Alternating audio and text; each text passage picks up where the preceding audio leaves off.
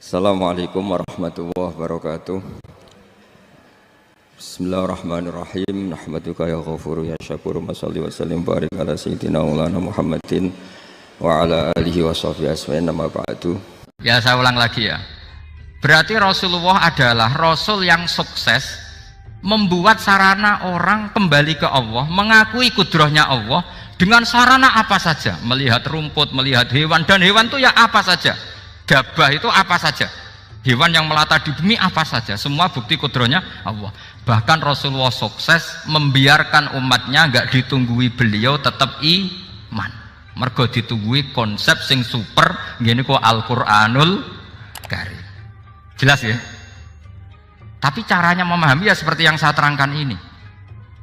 Ya saya baca lagi ya, yang jadi annal mu'jizati, pakai jamak muannas salim, annal mu'jizati al-madiyata, mukjizat-mukjizat yang sudah kelewat itu kanat khisiatan, bersifat fisik, tusyahadu bil absor, hanya bisa dilihat dengan mata kepala, karena qoti soleh wa aso Musa. Wa mu'jizatul Qur'ani tusyahadu bil basirah, sementara mukjizatnya Quran disaksikan dengan mata hati, dan setiap orang punya mata hati. Fayakunu man yattabi'uhu li ajliya aksar li anna alladhi yushahadu bi ainir ra'si yang qoridu bin kiradi musyahidihi walladhi yushahadu bi ainil aqli bakin yushahiduhu kullu man ja'a badal awal mustamirron. Sesuatu yang dilihat dengan mata kepala, setelah para saksi ini meninggal, maka setelahnya mencari-cari, bisa percaya bisa enggak. Tapi mukjizat yang disaksikan mata hati, siapapun percaya dan sampai ila yaumil kiamat. Dan tentu Quran lebih unggul dalam hal ini, dan insya Allah kita semua adalah ahli Quran, yaitu harus punya kesimpulan falam mata bayana lahu qala a'lamu annallaha ala kulli syai'in qadir. Sebagian ayat walita alamu annallaha ala kulli syai'in qadir wa annallaha qad ahata bi kulli syai'in ilm. Itu kenapa mukjizatnya Quran dasar. Itu yang gampang-gampang ya, melihat nyamuk, unta, kerbau itu yang gampang. Anda tak naikkan kelas sedikit menjadi agak ilmiah. Misalnya begini, kamu ahli falak. Misalnya kayak Batu Rehan ya. Itu pasti tahu kalau matahari dan rembulan dibikin Allah itu asyamsu wal qamaru bi husban, bahwa matahari dan rembulan dibikin ini untuk hisab. Walladzi ja'ala syamsa diya'a wal qamara nura wa qaddarahu manazila li ta'lamu 'adadas sinina wal hisab. Sehingga ketika ternyata betul samsiyah bisa dihitung menjadi tahun samsiyah, yang oleh bahasa milenial disebut Masihiyah. Sayyidina Umar agak tersinggung. Sebetulnya yang namanya hisab itu tidak ada hubungannya dengan Masehi dan Hijriyah, itu tidak ada. Semua berdasar matahari atau apa? Rembulan. Lah sialnya yang samsiyah ini oleh bahasa internasional disebut apa? Masihiyah. Makanya Sayyidina Umar marah terus bilang ya sudah kalau gitu Qamariyah bikin apa? Hijriyah.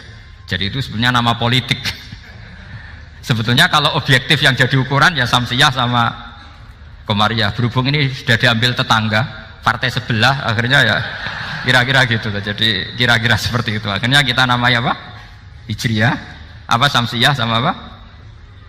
Hijriyah. Sebetulnya yang asli ya samsiyah, Qamariyah. Tapi nggak apa-apa lah. Dunia itu mesti ada politiknya. Lah yang repot orang-orang fanatik hukum pakai bahasa nasional, itu repot. Jadi misalnya kematian Yesus Kristus, itu mesti Batu Rehan kan nggak percaya. Akhirnya ditambahi kematian Sibeh. Karena kalau bilang iya kan percaya, makanya ditambahi apa? Sibeh. Karena menurut orang Islam berkeyakinan Nabi Isa itu nggak terbunuh, maka ditambahi apa? Sibeh. Saya dulu pernah usul, karena beliau itu kalau manggil bahasa itu bude, jadi saya pernah sowan usul. Mbak ditulis gini saja, Mbak. Kematian Yesus dalam kurung katanya. Tapi mungkin terlalu vulgar ya, jadi akhirnya dibikin apa? Sibeh ya. Di kalender Kudus kan apa? Sibeh ya, ditambahi Sibeh. Ya nggak apa-apa lah, yang penting keyakinannya masih benar gitu. Jadi masih benar. Kalau usulan saya terlalu ekstrim, masa dikasih apa? Ya karena memang begitu kan, kita berkeyakinan Nabi Isa itu gak terbunuh. Wa ma qataluhu wa ma sholabuhu walakin syubbiha lahu. Jadi ini saya teruskan, ini paling masih berapa jam ini.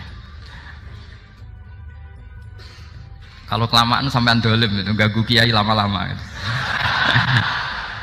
Saya tadi sudah bilang sama panitia, orang Indonesia itu gak sopan. Kalau suka kiai itu didatangkan, itu agak masalah sebetulnya. Dalam etika itu masalah. Kalau seneng kiai ya sowan ngaji, jangan sowan di dalam, itu ganggu ya, sowan ngaji saja. Dulu Imam Malik itu anaknya raja itu, Imam Malik itu seangkatan dengan Harun Ar-Rasyid. Makanya jangan berharap kalau saya gampang diundang. Bukan karena saya sombong, memang etikanya seperti itu. Jadi Imam Malik diminta datang ke istana untuk ngajar anak-anaknya Harun apa? Ar-Rasyid. Masyhur Imam Malik tersinggung terus kata bilang, al ilmu yu'ta la ya'ti. Ilmu itu disowani, bukan sowan. Akhirnya Harun Ar-Rasyid minta anak-anaknya datang ngaji ke Imam Malik. Itu anak presiden. Imam Malik berani, al ilmu yu'ta la ya'ti. Tapi kalian beruntung karena saya hormat sama mbah-mbah saya di sini. Wong makom buyut saya itu ya berarti apa ya? Selatannya makamnya Sayyid Ja'far Shadiq itu di situ kan ada makamnya Mbah Soleh, Mbah Maksum, itu mbah saya. Nah, makanya dulu saya ngaji di sini lama di Damaran itu. Maksudnya lama itu ya mungkin setahun. Karena saya memang mulai kecil di Sarang, sampai sekarang saya masih ngajar di Sarang. Tapi dulu cukup ya, karena saya kesini sudah hafal Quran, jadi hanya setor setiap hari satu juz, jadi cepat lah. Saya tidak punya masalah ingatan, alhamdulillah, jadi cepat hafal. Saya terangkan lagi ya, ini penting ya, masalah mukjizatnya Quran. Selama ini orang tuh mau bilang tok, mukjizatnya Quran itu dahsyat, tapi nggak bisa menerangkan, itu masalah. Makanya kita harus bisa menerangkan mukjizatnya Al-Quran dahsyat itu apanya. Yaitu tadi, tongkatnya Nabi Musa hanya disaksikan oleh orang yang di era itu. Toh tujuannya mukjizat adalah diakui kemudian orang menjadi iman. Lalu Rasulullah SAW beliau sudah intaqala ila rafiqil a'la. Tapi konsepnya Quran menjadikan orang yang nggak ditunggui beliau tetap iman ila yaumil kiamah. Itu yang maksud fa'arju an aku na aktsarahum tabi'an yaumal kiamah. Mukjizat saya itu cukup Quran kata Nabi, dan dengan mukjizat itu orang akan iman ila yaumil kiamah. Caranya seperti ini. Karena tadi sedahsyat-dahsyatnya mukjizat, tujuan utama orang terdikte supaya ikrar ngakui kudrohnya Allah. Lah ngono kok ngenteni tongkat sakti lah opo? Cukup deloknya. Paham nggih? Jelas ya? Alhamdulillah, mau naik kelas ini sudah benar ini sudah benar. Terus kedua begini, kedahsyatan Quran lagi. Quran itu bisa merunut, mentartibkan logika. Bahkan logika ini logika yang universal. Siapa saja merasakan logika itu. Misalnya begini. Dulu orang kafir itu punya Tuhan banyak. Tentu yang dipertuhankan ya mana? Yang dipertuhankan itu banyak. Karena pikiran mereka urusan banyak, problem banyak, ya Tuhannya harus banyak. Ada BPKB 3D kan, istri cerewet, macam-macam lah, itu kan problemnya banyak, maka Tuhannya harus banyak. Karena Tuhan itu maknanya penyelesai masalah. Sehingga kalau masalahnya banyak, Tuhan harus banyak. Ketika Rasulullah membawa konsep satu Tuhan, mereka janggal. Makanya mereka bilang, aja'alal alihata ilaha wahida inna hadza lasyai'un ujab. Masa Tuhan satu? Ini aneh, nggak bisa. Tuhan harus banyak, karena masalah kita banyak. Itu terpatri, di otak mereka terpatri. Lalu Nabi dengan santai diajari Allah menerangkan. Andaikan kalian punya majikan banyak dan perintahnya beda-beda, kamu suka enggak? Ya enggak suka, Mat, enggak enak. Punya majikan banyak itu udah enak.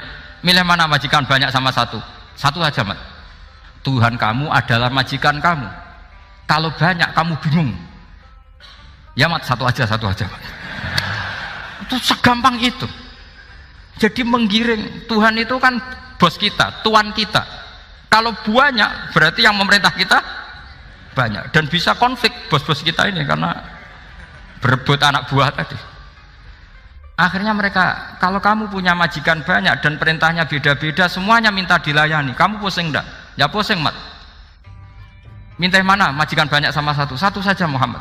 Ya Tuhan kamu adalah atasan kamu, maka harus satu. Mereka paham. Oke, Mat, Tuhan satu. Itu yang dimaksud dorobawaw matalar rojulan fihi syuraka umutasyakisuna wa rojulan salamal lirojul hal yastawiyani masalah. Langsung alhamdulillah. Karena mereka yang paling bodoh pun paham dengan logika itu, paham. Kalau Tuhan banyak, perintahnya banyak, kita repot. Maka Allah bikin satu masalan, yaitu rojulan fihi syuraka umutasyakisuna wa rojulan salamal lirojul. Satu lelaki, satu bos, satu perintah. Kayak apa mudahnya Allah. Kemudian mereka tetap menuhankan Lata, Hubal dan Uzza karena mereka dipertuhankan. Sebenarnya nggak pernah Tuhan tapi dipertuhankan. Allah memberi contoh itu sederhana sekali. Wa daraballahu mathalar rajulaini ahaduhuma abkam la yaqdiru ala syai'in wa huwa kallun ala maulah aina ma yuwajjihu la ya'ti bi khair hal yastawi huwa may ya'muru bil adl. Kata Rasulullah, Lata itu menurut kamu apa? Ya Tuhan kami. Muhammad. Hubal ya Tuhan kami. Uzzah ya Tuhan kami. Lalu kalau mereka kotor ya saya mandikan, kalau hidungnya coplok ya saya tata. Terus kata Rasulullah begini, kamu mau nggak punya budak atau pembantu yang buta, tuli, bisu? Kamu mau nggak punya pembantu loh ya, pembantu itu budak zaman dulu. Kamu mau nggak punya pembantu yang buta, yang tuli, yang bisu? Wah gak doyan, Mat. Gak apa pembantu ngono. Yang pembantu saja kamu tidak mau yang gitu, kok malah punya bos begitu? Orang yang tuli, yang bisu, yang kopok, jadi pembantu saja nggak layak, kok malah jadi pangeran. Paham ya? Arca dan berhala itu kan nggak bisa apa-apa. Kamu mau gaji ngasih THR pembantu yang kopok, bisu, picek? Mau? Wong jadi pembantu saja nggak sah, kok mau jadi apa? Tuhan atau jadi majikan? Jadi Allah bikin contoh gampang sekali. Wador bahwa masalah rojulain ahaduma abkam layak kediru ala sein, nggak bisa apa saja. Bahwa kalun amala maulah anane ngrepoti tok. Nama yuwajjihu layati bi khair. Tapi intinya berpikir seperti tadi itu salah, bahwa kalau saya berjasa banyak harus mendapat apa? Ini cara berpikir orang-orang Khawarij. Begitu juga era Sayyidina Umar, era Sayyidina Utsman, Ali. Itu juga ngalami orang-orang yang ekstrim. Misalnya begini, saya contohkan korban-korban ekstrim yang real.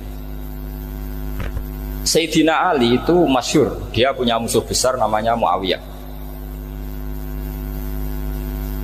Karena permusuhan ini tidak bisa dihindari. Jadi kalau dalam fikih Islam ini, anak-anak saya ajari fikih, kalau orang mukmin membunuh orang mukmin itu hukumnya dosa besar apa kecil? Besar. Itu di bab kisos. Tapi orang fikih itu unik. Di fikih itu ada kitabus siyal namanya. Di takrib ada kitabus siyal. Dan di situ ada penjelasan mangkutila duna mali fahuwa syahid. Orang yang dibunuh karena membela hartanya atau keluarganya, itu dia mati syahid. Kalau dia posisi membunuh, maka malingnya atau penjahatnya muhaddarun damu, nggak punya hak nuntut kisos karena dia anggap nggak ada artinya darah. Nah sekarang begini, suatu saat ada garong ke rumah Anda, ingin membunuh Anda karena ingin mengambil harta Anda. Anda ingin ingat status mukminnya atau status garongnya? Terus kamu mau dibunuh diam aja? Saya tidak mau membunuh orang apa? Mukmin atau membunuh orang muslim. Nah, kesulitan yang dialami Sayyidina Ali seperti itu. Orang-orang Khawarij cara berpikir enggak, Ali ku geblek. Wong mukmin kok pengen mateni wong mukmin. Muawiyah yo geblek pisan, wong mukmin kok pengen mateni orang mukmin. Padahal suasana sudah kacau. Ketika seorang penjahat mau membunuh yang punya rumah dan yang punya rumah ingin membunuh penjahat, itu namanya mukmin bentrok sama orang mukmin. Apa orang benar sahibul hak ingin mempertahankan haknya? Tidak sampai saya tanya. Itu sohibul hak, yaitu yang punya rumah ingin mempertahankan haknya. Meskipun dalam duel ini kadang terjadi pembunuhan. Nah di sini ini ya, ulama ahli sunnah menyebut masalah ijtihadiyah. Kelompoknya Sayyidina Ali mempertahankan nyawanya meskipun dengan cara membunuh pasukan Muawiyah. Pasukan Muawiyah juga mempertahankan nyawanya meskipun harus membunuh pasukan Ali. Zaman itu susahnya ijtihad seperti itu. Tapi orang Khawarij cara berpikir enggak, ini biang keladi masalah itu Ali sama Muawiyah. Akhirnya mereka malah rapat, ya sudah dua-duanya bunuh saja. Ya masyhur itu, akhirnya Sayyidina Ali dibunuh oleh orang Khawarij. Makanya ini penting ya, pentingnya ngaji seperti ini. Jadi kamu harus dilatih berpikir nubuwah. Ya dilatih berpikir apa? Nubuwah, disebut al-ulama warasatul. Meskipun dengan cara yang ekstrim, tapi pikirannya saja, jangan perilakunya. Saya punya contoh sekian kasus, sekian tragedi. Misalnya begini. Saya itu dulu punya teman, dia soleh, bisa baca Fathul Mu'in. Dia itu janggal, bilang sama saya, Gus, tidak biasanya Rasulullah itu agak-agak nyindir orang fakir. Ini kok ada hadis kadal fakru ayakuna kufur, bahwa kefakiran itu mendekati apa? Kekufuran. Dia itu aneh sekali. Biasanya tidak biasanya Rasulullah ngeritik seperti itu. Walhasil ini singkat cerita, anak ini ngalami satu trauma. Dia itu miskin. Gara-gara miskin gitu jadi burunya orang non muslim. Dan sering disuruh nganter majikannya itu ke tempat-tempat lokalisasi. Dia mulai mikir, ini gara-gara fakir saya harus nganter orang ke lokalisasi. Mulai ingat dia, Sodaqah Rasulullah, ini gara-gara fakir saya jadi pengantar orang ke lokalisasi. Suatu saat majikannya itu benar-benar bangkrut, malah tidak disuruh nganter, pokoknya carikan yang cantik bawa sini. Pusing, waduh. Nah, dia akhirnya walhasil lari terus keluar.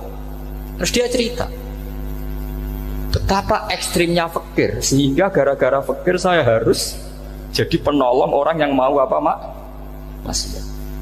Anda boleh berpikir ekstrim, tapi ekstrim dalam melawan kemungkaran, yaitu tadi, saya nggak boleh jadi fakir, tapi takutnya fakir yang nanti jadi alat kemaksiatan. Imam Ghazali juga punya contoh seperti itu. Imam Ghazali pernah marah besar ketika tren di Baghdad itu orang belajar fikih semua. Hatta la yakuna thamma tabibun illa min ahli dhimmah, kata beliau. Sampai di Baghdad itu tidak ada dokter kecuali orang kafir dhimmah. Akhirnya kalau ada ulama sakit, saya masih ingat pas kecil, kalau ada ulama sakit itu tidak boleh dibawa ke rumah sakit. Takutnya ketemu dokter non muslim malah disuntik langsung apa? Mati. Akhirnya ulama saat itu berfatwa, orang Islam harus ada yang jadi dokter. Banyaklah gus-gus yang sekolah kedokteran. Yang masyhur ya seperti Sahal bin Abdul Fattah. Itu dulu putranya Ki Fatah yang menolong Mbah Mahfud saat sembunyi. Saking idolakannya Basal, anaknya dinamakan Sahal, tapi dia jadi dokter spesialis bedah. Begitu seterusnya urusan negara. Dulu itu orang jabat itu tidak boleh, karena jabat itu dekat dengan syubhat, dekat dengan haram. Tapi gara-gara pejabatnya non muslim, kalau bikin aturan ya ala non muslim. Ulama akhirnya sadar, andikan kita yang jabat pasti tidak seperti itu.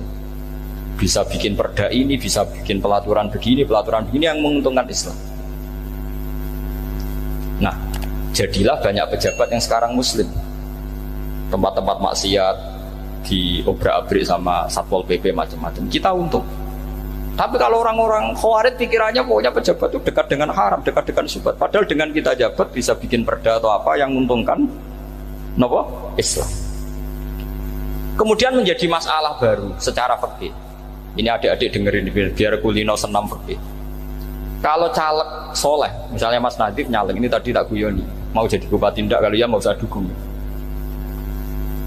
Jadi misalnya gini ya, Zaid sama Bakar, misalnya Bakar itu orang soleh, mau jadi calon lurah.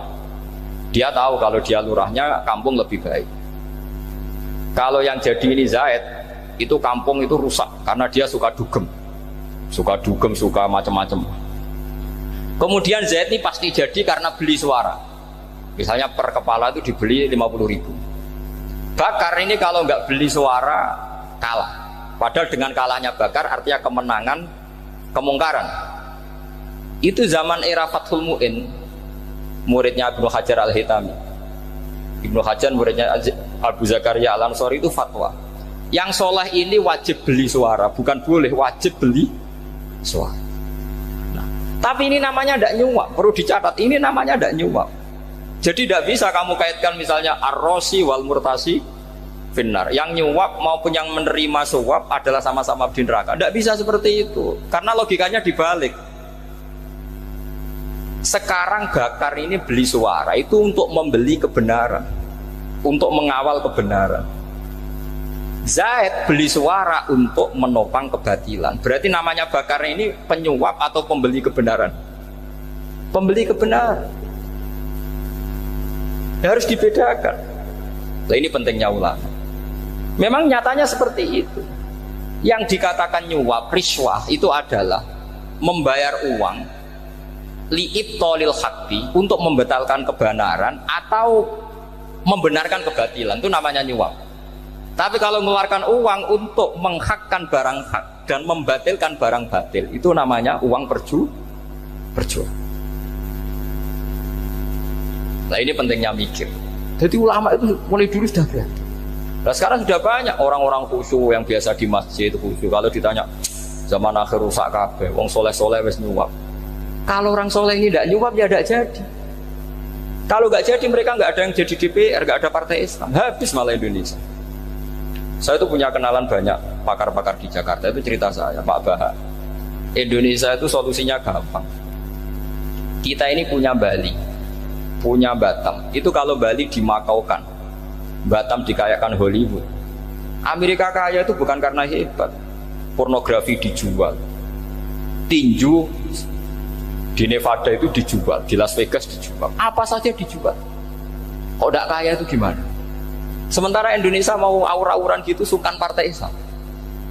Sebenarnya Indonesia gampang, kalau ingin kaya Bali itu dikayakan Hollywood atau dikalahkan Makau jadi kota judi, Batam dijadikan kaya Las Vegas. Itu transaksinya pasti triliunan. Orang gamane wong muda dijual, judi dijual, orang tinju dijual. Tapi gara-gara ada partai Islam, nyari rumus solusi ekonomi itu yang tidak seperti itu, akhirnya kangelan, akhirnya rapati juga. Tapi barokah, tetap barokah partai apa? Yang menangnya caleg-calegnya rata-rata ya beli.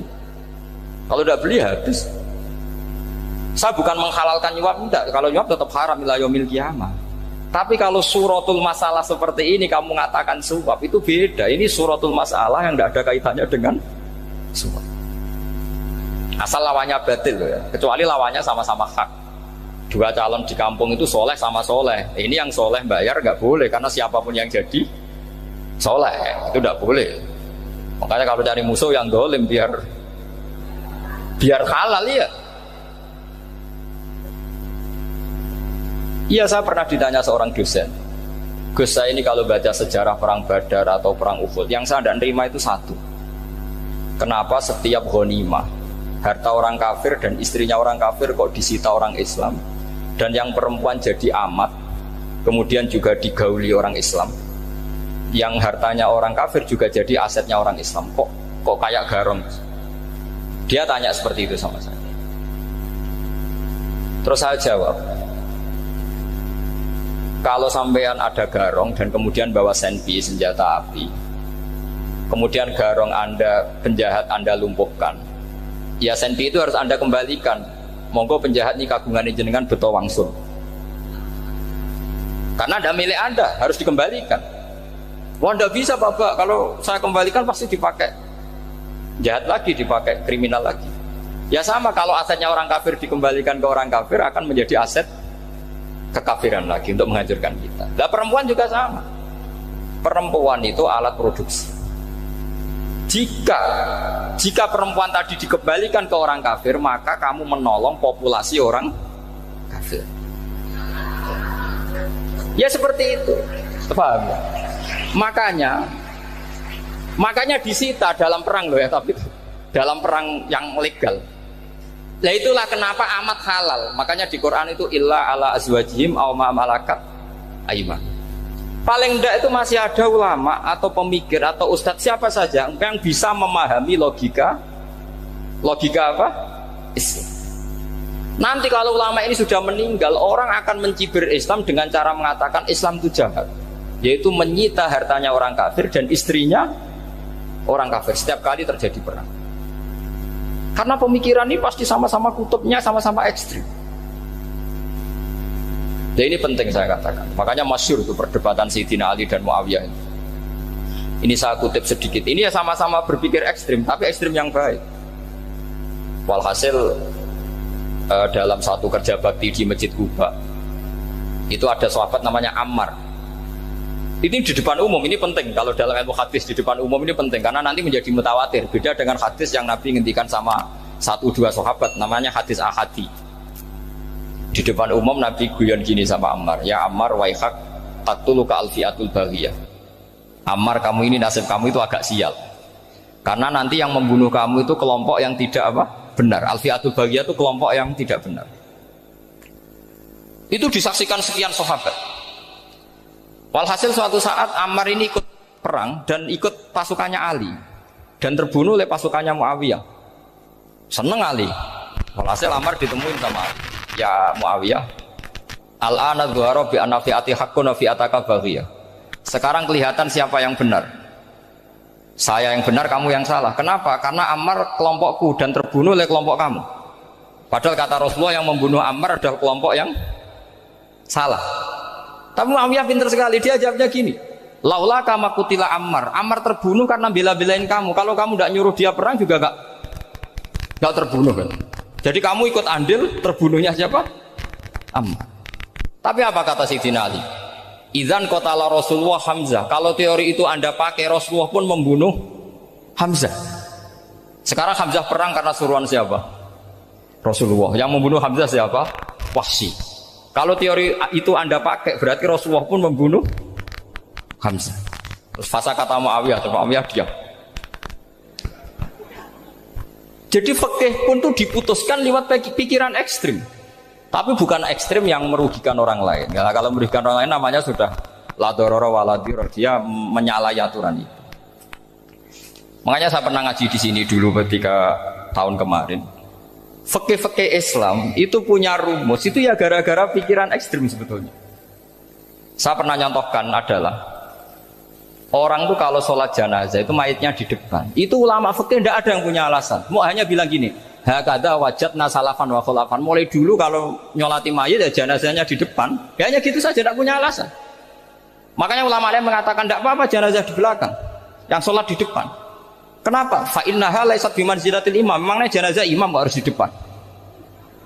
Itu ya tidak ada yang bisa bantah. Bagaimana mungkin harus di depan? Oh, enggak, imam kok harus. Yang harus di depan itu imam. Jenazah itu imam apa enggak? Enggak. Terus alasan kedua, sholat ghaib. Kalau ada orang mati di Surabaya, Mas Nadib di sini, sholat ghaib boleh enggak? Boleh. Jenazahnya di depan apa belakang? Di belakang kan? Berarti harus enggak jenazah di depan? Ya dia mau ngakeh yang jelas kalau itu. Lah ini contoh-contoh kecil. Nah orang Khawarij itu orang yang paling tidak mau menerima otak-atik seperti itu. Akhirnya jadi goblok bareng tadi. Ya makanya Rasulullah pun jadi korbannya Khawarij. Muhammad, kamu harus adil.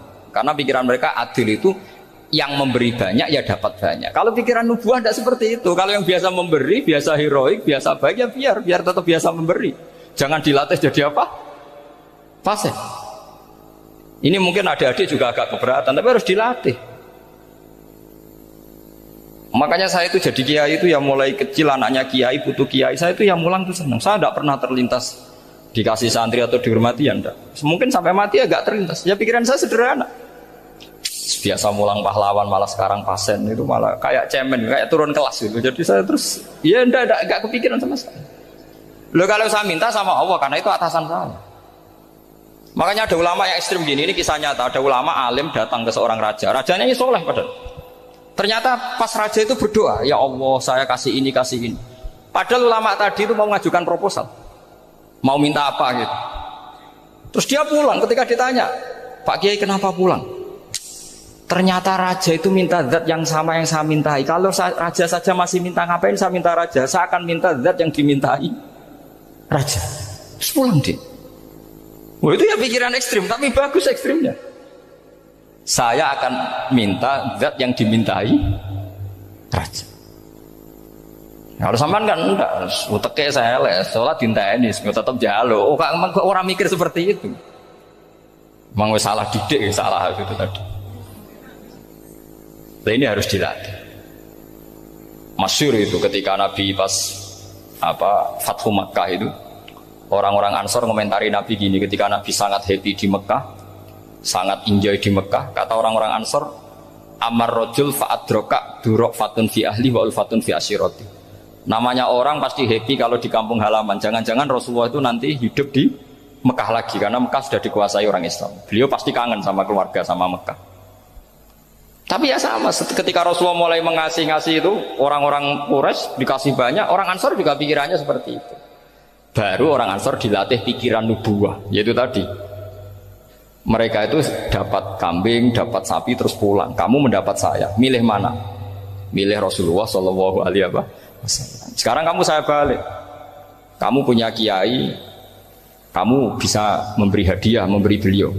Suatu saat kiai Anda ini kaya raya, terus sering ngasih orang-orang yang nggak pernah berjasa. Kamu nggak pernah dikasih. Itu kalau pakai pikiran khawarij, kiai ini salah karena ngasih orang yang tidak berjasa. Tapi kalau kamu pakai pikiran nubuah, enggak. Alhamdulillah saya tetap istiqomah memberi kiai itu. Dan alhamdulillah nggak dibales. Semoga balasannya di akhirat. Ya sudah seperti itu. Kalau pakai pikiran gengsi tadi seperti itu. Masa biasa memberi sekarang posisi diberi, saya rak turun kelas. Jadi sebetulnya pikiran ekstrim itu boleh, tapi untuk yang seperti ini bukan ekstrim yang tadi. Makanya ini disebut al-hujjat. Al-hujjat itu satu logika yang bisa mematahkan asumsi awal. Ini saya harap santri-santri matolek putra maupun putri berpikir seperti ini. Sehingga sama. Jadi misalnya sekarang dibalik. Kalau ada orang NTT yang masih non muslim, itu orang kafir yang harus dibunuh atau orang kafir yang harus didakwai. Mesti pikirannya itu, kalau Nabi itu ya semua yang didakwai Nabi dulu orang kafir. Nah, ketika Nabi di Mekah itu pertama ketemu orang kafir itu dibunuh atau didakwai? Didakwai. Ya berarti pilihan sekarang ya didakwai bukan dibunuh. Nah soal perang itu perang itu beda dengan membunuh. Ada janjinya, ada macam-macamnya, terus nggak ada solusi, itu baru ada perang.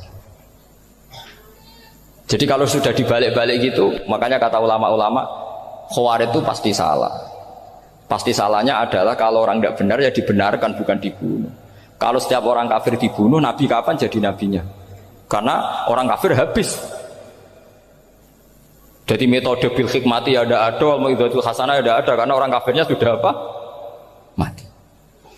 Terus pertanyaan kedua, kalau Nabi harus ekstrim ngapain? Yang ngawal Jibril, halnya Israel lebih efektif.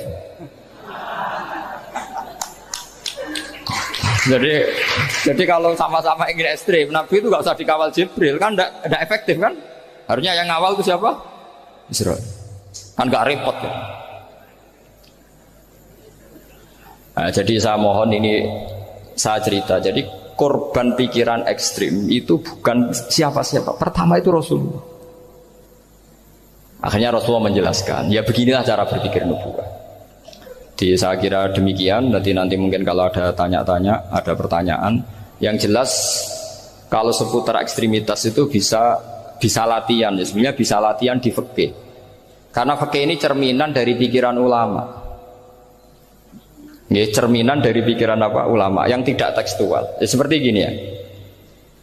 Tasaddaqa Rasulullah so'an min tamrin au so'an min aqidin. Ketika zakat fitrah itu Rasulullah mengeluarkan satu sok tamar. Tamar itu kurma. Kalau menurut tekstual berarti zakat fitrah harus pakai kurma. Tapi semua ulama sedunia mengatakan kuti ahlil balad. Artinya dalam konteks Indonesia ya pakai apa?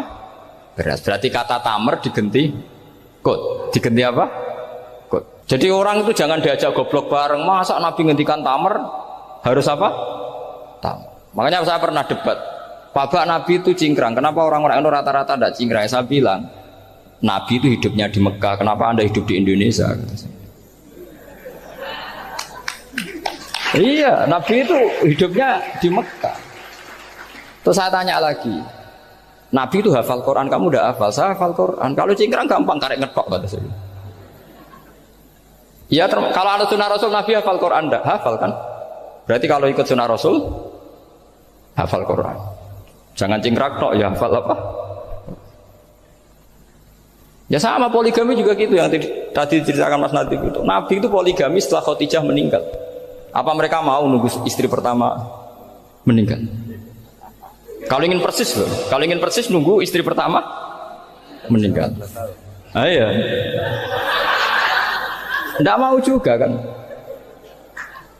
Ya biasa saja lah. Pokoknya yang dihalalkan syariat ya kita bilang halal, yang diharamkan kita bilang apa? Nggak usah sok suci isi sunnah Rasul. Saya punya banyak cerita. Abu Bakar itu dulu sering menghindari sunnah Rasul.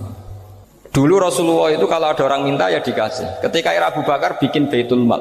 Ketika ditanya ini zaman Rasulullah tidak ada. Kata Abu Bakar, huwa Rasulullah. Beliau itu Rasulullah. Mau nggak dimanage ya negara tertib. Umar bikin pasukan. Pasukan itu diangkat negara. Kalau dulu zaman Nabi yang ikut perang bahaya, yang tidak perang namanya munafik.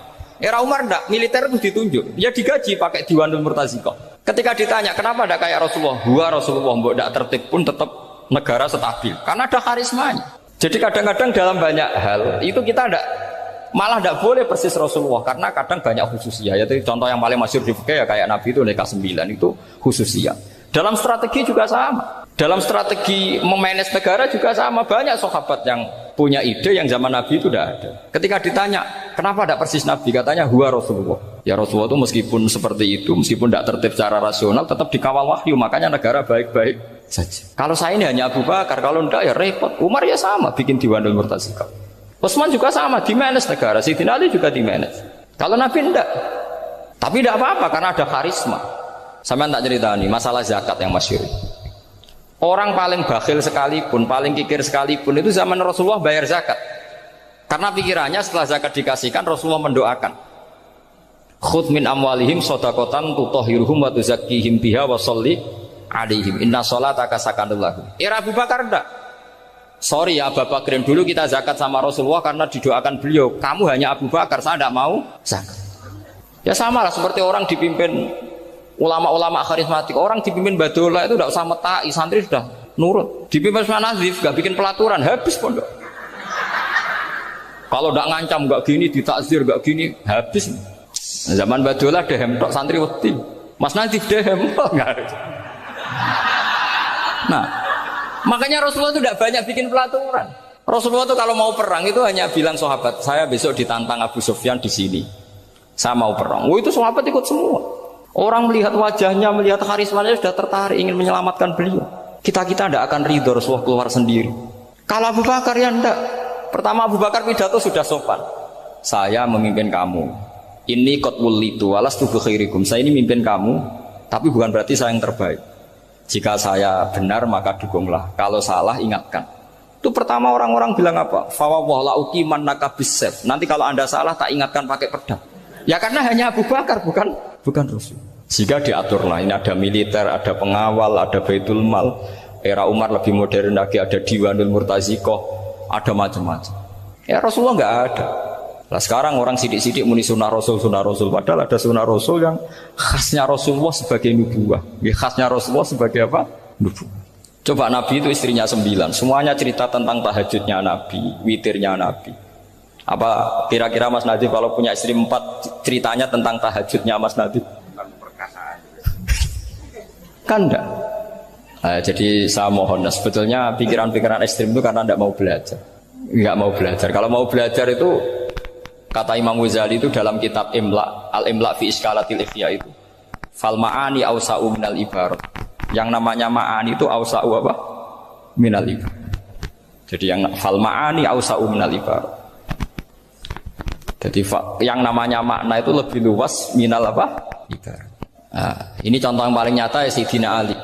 Ketika Sayyidina Ali perang sama Muawiyah, itu Sayyidina Ali bilang sebaiknya Muawiyah kirim delegasi mediator. Saya juga kirim mediator. Terus orang-orang Khawarij karena tadi tekstual. Mahada ya Ali. Ini apa ya Ali? Lam yujad fi kitabillah. Aturan mediator itu tidak ada di Quran. Bahwa kalau kita perang harus ada mediator itu tidak ada. Terus Sayyidina Ali baca ayat wa in khiftum shiqaqa bainihima fab'atsu hakaman min ahli wa hakaman min ahliya. Jika lelaki dan perempuan suami istri terjadi shiqaq, terjadi konflik, maka suami kirim satu mediator, yang pihak perempuan juga kirim mediator. Terus Sayyidina Ali ngendikan wa amru Muhammad a'dhamu min amri rajulin wa imra'atin. Urusan umat Muhammad lebih serius ketimbang urusan hanya sekedar suami dan istri. Maka kita butuh hakam, butuh mediator. Baru 4.000 orang Khawarij tobat ngikuti pikirannya Sayyidina Ali yang tidak tekstual. Sama seperti zaman Rasulullah. Ketika Rasulullah mau perang Badar, saya ini mau perang Badar kata Rasulullah. Musuh saya itu 1.000 lebih. Kalian hanya 313. Apa kita teruskan?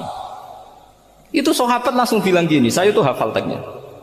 Idzan la naqulu laka kama qalat banu Israil fathab anta wa rabbuka faqatila inna hahuna qa'idun walakin idhab anta faqatila inna ma'akum muqatilun. Ini kelihatan sekali bahwa para sahabat sudah ada tekstual.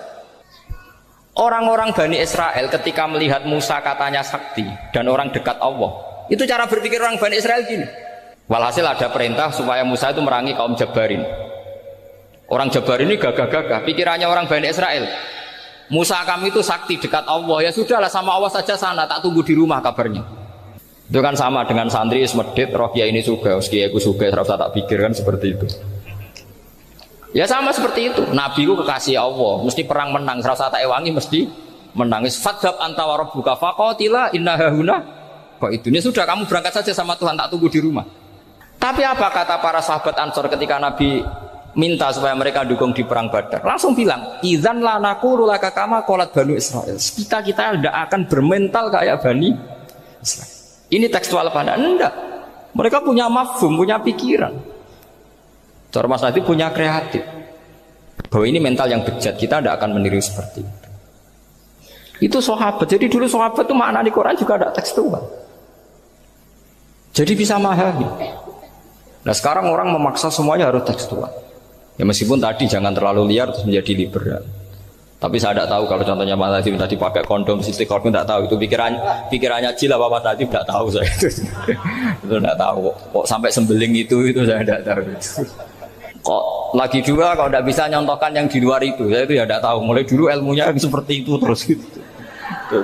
Ya tidak tahu lagi.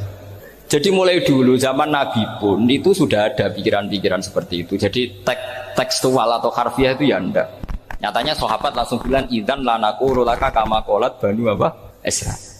Ad-dinu yusrun wala yushadha hadatina ahadun illa ghalabahu. Yasiru wala tu'assiru basyiru wala tunaffiru.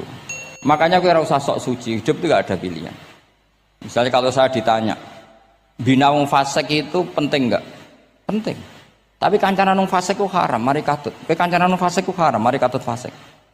Ti ngembarno wong fasik umat Rasulullah ya haram, umat Nabi kok ngembarno. Kancanan yo haram, ngembarno haram. Lah terus piye, Gus? Ya ora piye-piye. Ayo saiki misale kowe ngembarno wong ayu tiba ning dalan, haram to ora? Haram. Terus mbok gendong, haram to. Hidup itu tidak banyak pilihan. Jadi dilema dari si guru-guru dilema. Makanya apa ya seperti itu istafti qalbak takokno atimu. Motive nulung iku nulung apa sahabat? Ya sudah seperti enggak ada pilihan. Motivem kancanan wong fasik iku mergo enak kancanan wong fasik. Delok dangdut pantes apa pantes. Apa motifmu didik? Ayo rata-rata ke kancanan wong fasik motifmu didik apa enak kancanan wong fasik? Enak. Haram berarti. Ya seperti itu. Memang banyak sesuatu yang apa? Makanya banyak ulama ngendikan banyak perilaku duniawi yang menjadi amal ukhrawi karena niat. Juga sebaliknya banyak perilaku ukhrawi yang akhirnya menjadi duniawi juga karena niat. Makanya niat itu diatur sedemikian rupa. Nah ini juga sama. Duduk tasahud akhir. Ayo. Duduknya dulu, duduk tasahud, baca sholawat. Itu satu paket. Makanya al-atasek wal asir wal hadi asar at-tasahud wa qu'uduhu wa sholat ala nabi sallallahu alaihi wasallam. Fatasyahudu mongko te tasyahud wa qu'uduhu lan lungguh tasyahud. In aqobahuma lamun ana sing maca akibah tapi sami nggih. Lamun mungkasi utawa nyusuli huma ing tasyahud lan qu'ud apa salamun salam iku ruknani berarti rukun karone. Jadi tasyahud yang diakhiri salam itu berstatus rukun. Berarti tasyahud awal berstatus sunnat karena tidak diakhiri salam. Jadi nak wonten tiyang traweh kok 4 rakaat langsung salam itu enggak bisa dikatakan batal karena statusnya tasyahud awal napa sunnat. Ya. Tapi kalau tarawih itu sudah monggo kalau tarawih itu sudah menjadi alamiah, jadi biasanya ulama berdebatnya begini, ini dengerinnya. Kata tarawih itu alamiah apa implementasi dari Qiyamul Lail? Ayo jawab. Tarawih itu alamiah apa implementasi dari Qiyamul Ramadan? Kalau kamu katakan Qiyamul Ramadan, maka ada orang tarawih langsung 4 rakaat tanpa tasyahud awal harus kamu katakan sah karena tasyahud awal berstatus sunnat. Tadi kan dikatakan tasyahud yang wajib itu yang diakhiri salam, berarti tasyahud awal sunnat. Di mana-mana kalau sunat boleh ditinggalkan. Tapi ada ulama yang agak ekstrim mengatakan begini cara berpikir, tarawih itu alamiah. Alamiah artinya yang dikatakan tarawih, yang dikatakan tarawih adalah sholat 2 rakaat dengan 1 salam. Paham ya? Artinya kalau 4 rakaat dengan 1 salam itu namanya tidak tarawih. Paham ya? Makanya seperti itu tuh ya gak usah diperdebatkan. Seperti gini, sampean kalau sholat witir aku yakin akeh sing batal, cuma pangeran maklumi. Oh, aku yakin akeh sing batal tapi pangeran maklumi. Jadi disahno, kenapa sah? Dimaklumi Allah Subhanahu wa taala tadi. Kamu kalau witir kan 2 rakaat dulu. 2 rakaat setelah itu. Sekarang pertanyaan saya, ketika 2 rakaat kowe niat tembi. Wong niate witir kok genep. Ya kan? Apa? Lah pertanyaannya begini, ketika rakaat ini minal witri, kemudian orang ini ternyata nggak nerusno sing sak rakaat, itu sah sebagai witir apa sholat biasa? Loh ada nih gue, murid temu beling-beling ya, modelnya itu mau rasa ya. Tapi ya apa kagak zaman akhir ya sahabat. Ndak, ketika 2 rakaat itu jenenge sholat witir apa ndak gitu saja pertanyaan. Orang oleh ngeper, jawabnya ngono tok. Ketika 2 rakaat itu witir apa enggak? Tidak.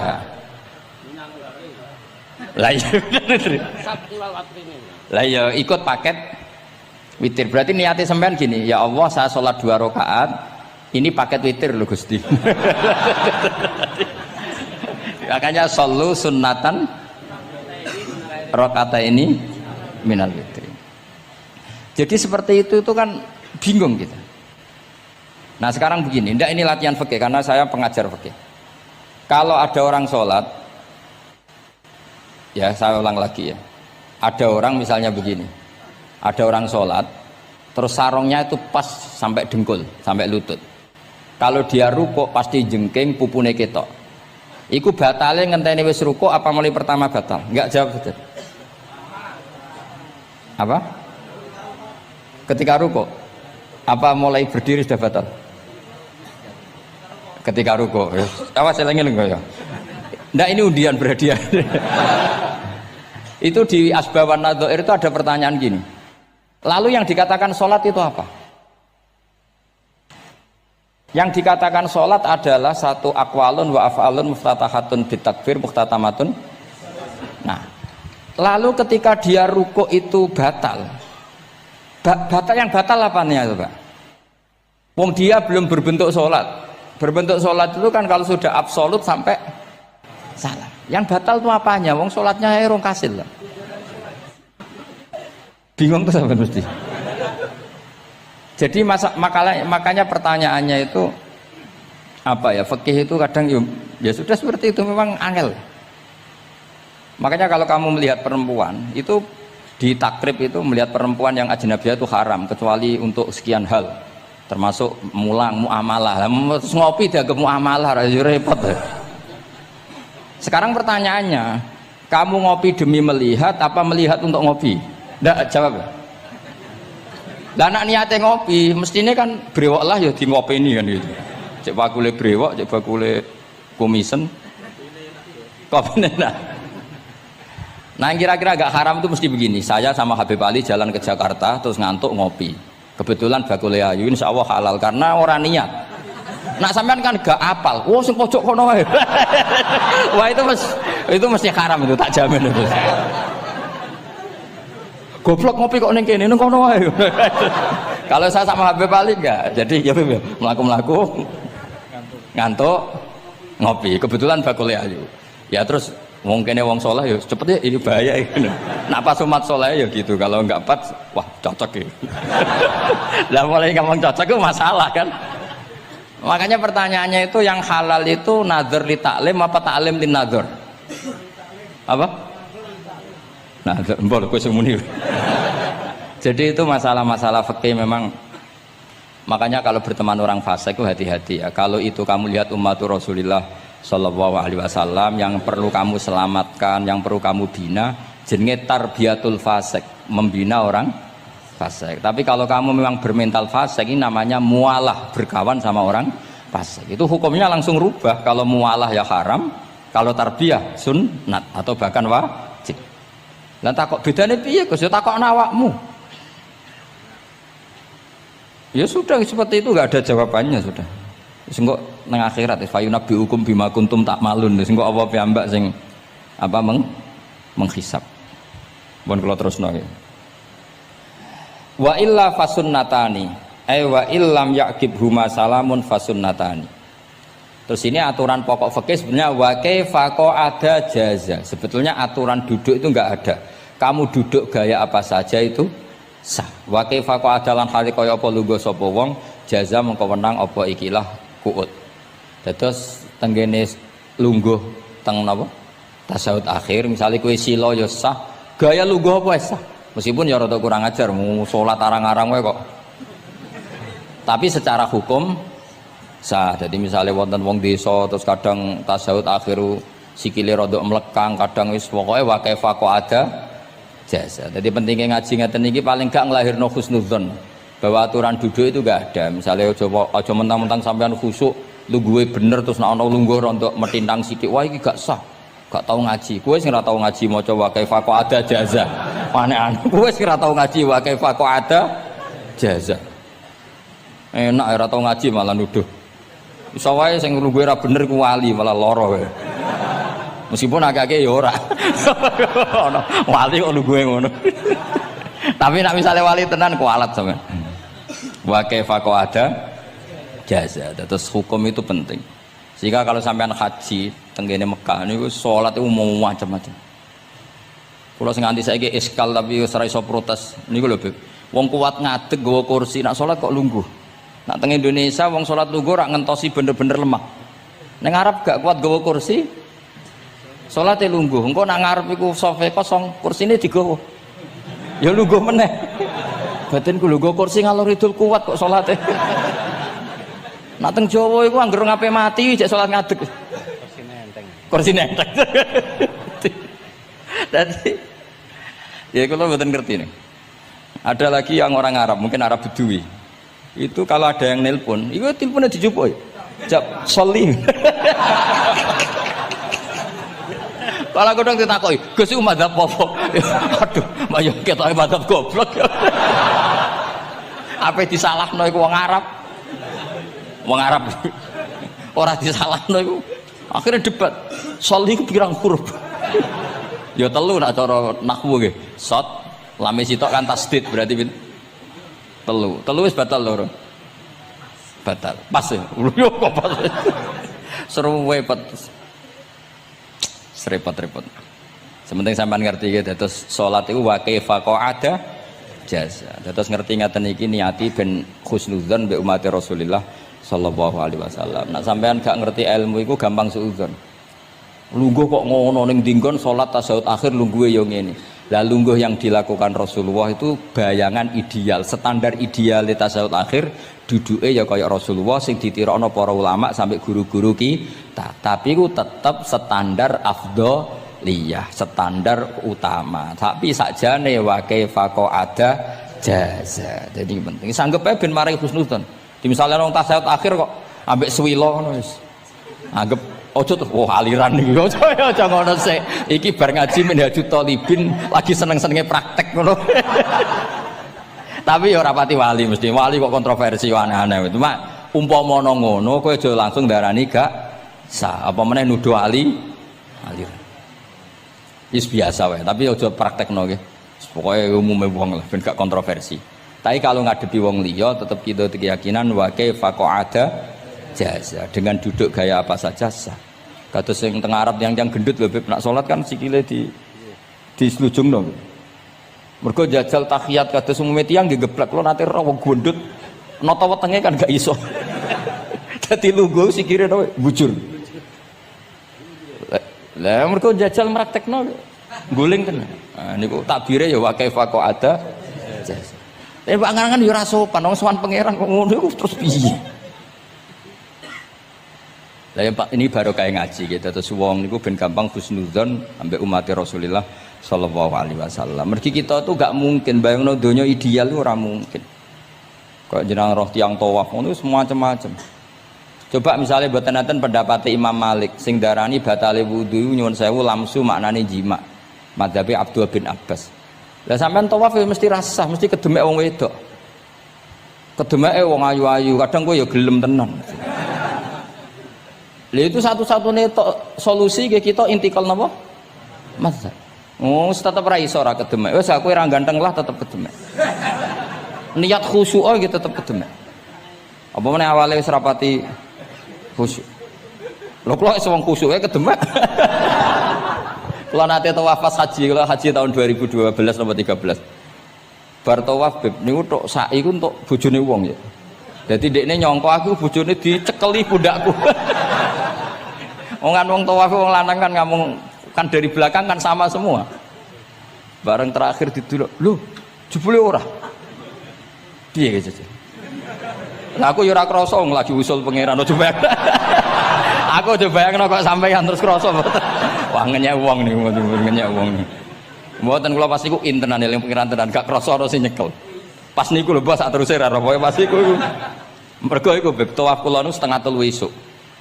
Ya sak fase-faseke wong nak yamono wae eling pangeran to Beb. Dadi pas khusuk-khusuk nganti ana wong nyekel iku gak krasa. Bareng bar tawaf lho jebule wong wedok bojone wong. Wah matane wong. Mulane Quran nak ngelingno kita iku napa? Faman farada fihinnal hajja fala rafasa wala fusuqa wala jidala fil hajj. Jadi potensi fase ku malah pas haji. Fil haji fi ku ing dalem. Lah kok mboten sebuti teng Arab niku wong nak mboten haji iku wajahe ditutup nganggo cadar. Tapi nak pas ihram malah wajah wajib dibuka. Iku wis mari uji nyali tok. Kula nate dikonco khusuk. Khusuk tenan nggih, khusuk alim. Niku nate di kesempatan ngambung Hajar Aswad. Pas sampai ngambung, pas entuk detik ngambung, pas ana wong Turki wayu pas ngambung. Niku cerita teng kula, cara tak terusno Gus. Iku ora kena Hajar Aswad. Kena pipine cah wedok. Lho pangeran niku kok iso detiknya sama, Bu. Pas sampai ngambung, pas posisi Turki yo. Wayu Gus. Lho iku wong alim eling ayune, ora eling Hajar Aswad.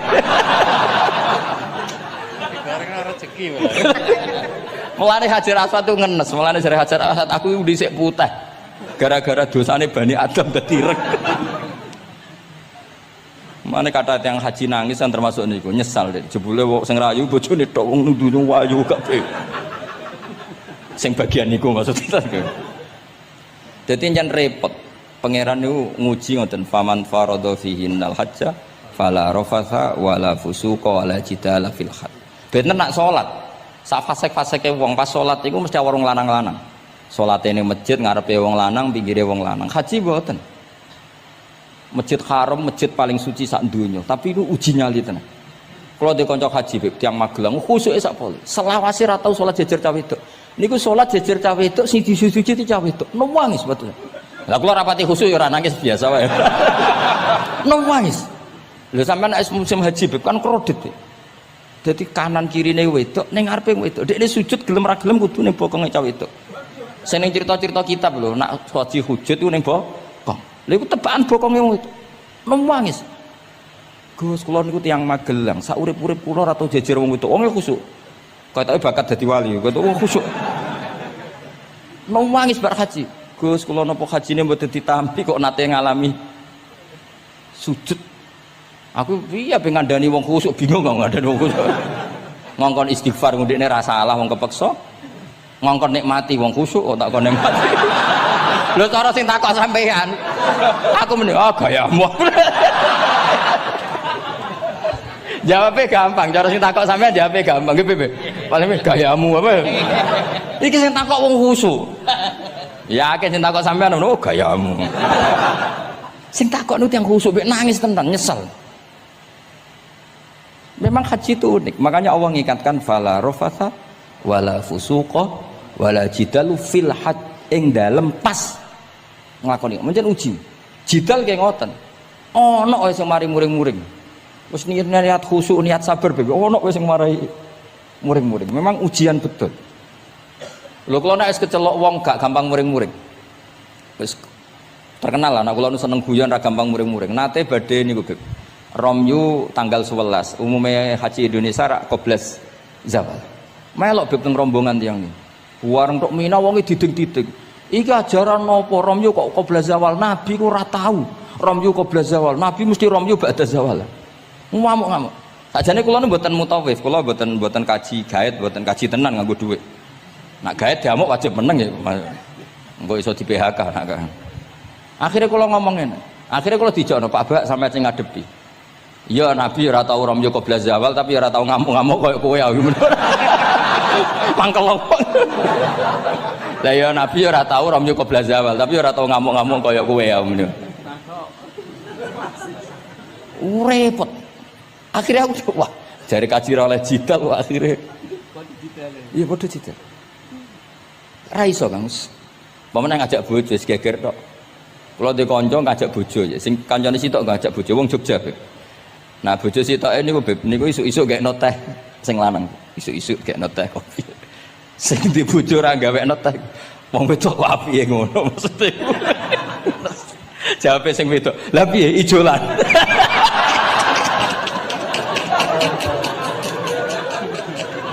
Dadi wong lanang kok kadang spontan ku kan yo kacau. Cah wedok ku cek apike mbek bojone. Piye Mas? Ijolan maksudnya. Wis pancen to. Jare amit pas kaji. Ayo sapa sing kaji ora jidal kok ben ora raine. Sing ngene-ngene iki lho. Wong aja ulama aja Habib iku wis gak mlebu kias sing umum-umum ngono. Wes angel-angel. Ono catering terlambat, wah ada saja yang bikin apa?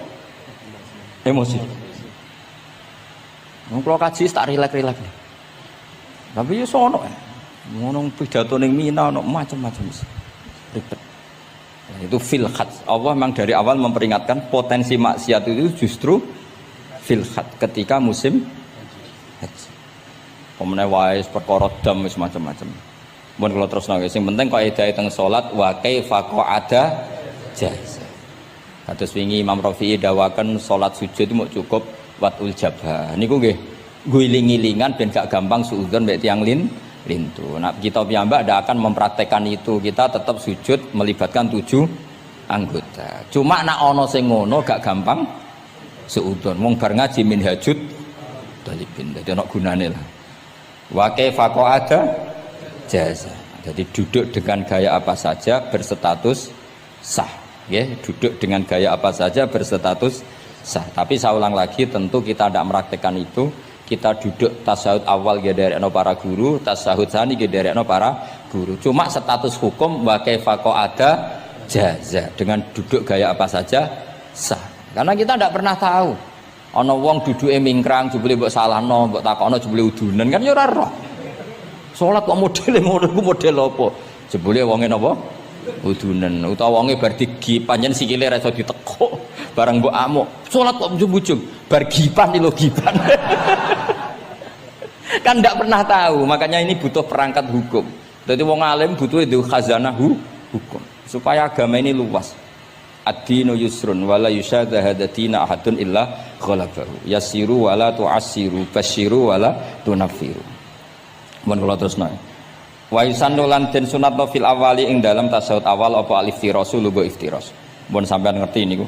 Faya jlisu ala ka'bi yusrahu wa yansibu yumnahu wa yadau atrafa asabihi lil qiblah. Wa fil akhir at-tawarruku wa kal iftiras lakin yukhriju yusrahu min jihati yamini wa yulsiku warikahu bil ardi.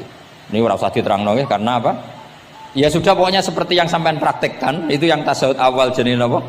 Iftiras, yang tasawuf tsani jenenge tawarruk. Ora usah diterangno malah dimaknani malah bingung sama. Wal asah yaftarisul masbuk wasahi. Nah, meskipun imam itu tasawuf akhir, masbuk tetap bergaya tasawuf awal karena masbuk tidak diakhiri salam karena dia nanti berdiri lagi. Nah, kalau sedikit mau cerita masbuk bahwa agama ini proses. Ya saya ulang lagi, agama ini proses. Dulu para sahabat itu kayak cacilik Kudus, kayak cacilik Indonesia. Jadi dulu para sahabat itu kalau Nabi sudah rakaat ketiga atau rakaat kedua, niku takbir terus sholatnya digebut gitu. Digebut, wis kayak cacilik-cilik kita cilik kan orang imam wis rakaat ketiga kayak takbir ngebut. Nah, engko bar ngebut nganti bar. Jadi imam rakaat ketiga kita tahu-tahu rakaat ketiga mergo nyelip. Engko imame salam ya melok salam. Itu kecerdasan itu tuh pinter.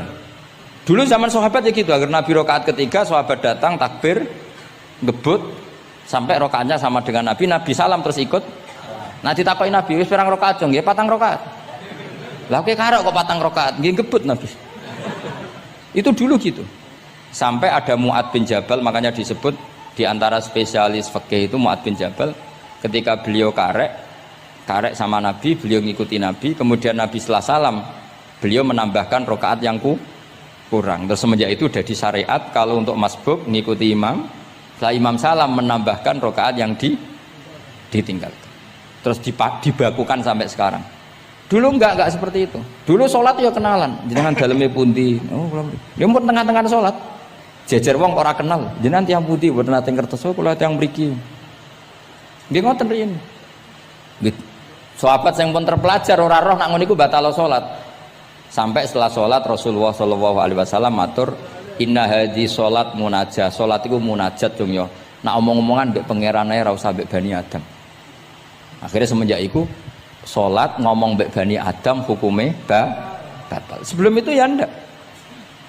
Nah, makanya agama ini proses, sehingga fiqhud dakwah itu harus dihidupkan. Sekarang enggak orang langsung pakai fiqhul ahkam, akhirnya umat ini melayu. Harusnya yang dimulai fiqhud dakwah. Jadi dulu Nabi berkali-kali kecewa be umat itu, tapi Nabi ngempet karena prosesnya fiqhud dakwah. Lho nate wonten tiyang niku nyuwun sewu, ijek di penggawean maling. Sowan Nabi di wis masyhur. Nabi mau ngangkat dia cong kowe salat. Ada sahabat yang nyuwun sewu rontok usul ning Nabi. Ya Rasulullah, dia punya penyakit sering maling. Kenapa ndak kamu larang supaya tidak maling? Nabi jawab ngeten. Sayanhahu ma yaqul. Nah dekne kok salate wis bener ditampa pangeran kok mari-mari di. Itu termasuk yang diperkuat oleh ceritanya Habib Zain bin Smith dalam kitab Al-Manhajus Sawi. Ada orang preman agak suka malak orang gitu. Tapi nak sholat tenan, tapi ya malak. Jadi contohnya ya kayak ora usah takok. Ya fase ku macam-macam, preman ono ngegeng delok wong wedok ono delok dangdutan terus ono macam-macam. Tapi nak sholat khusyuk.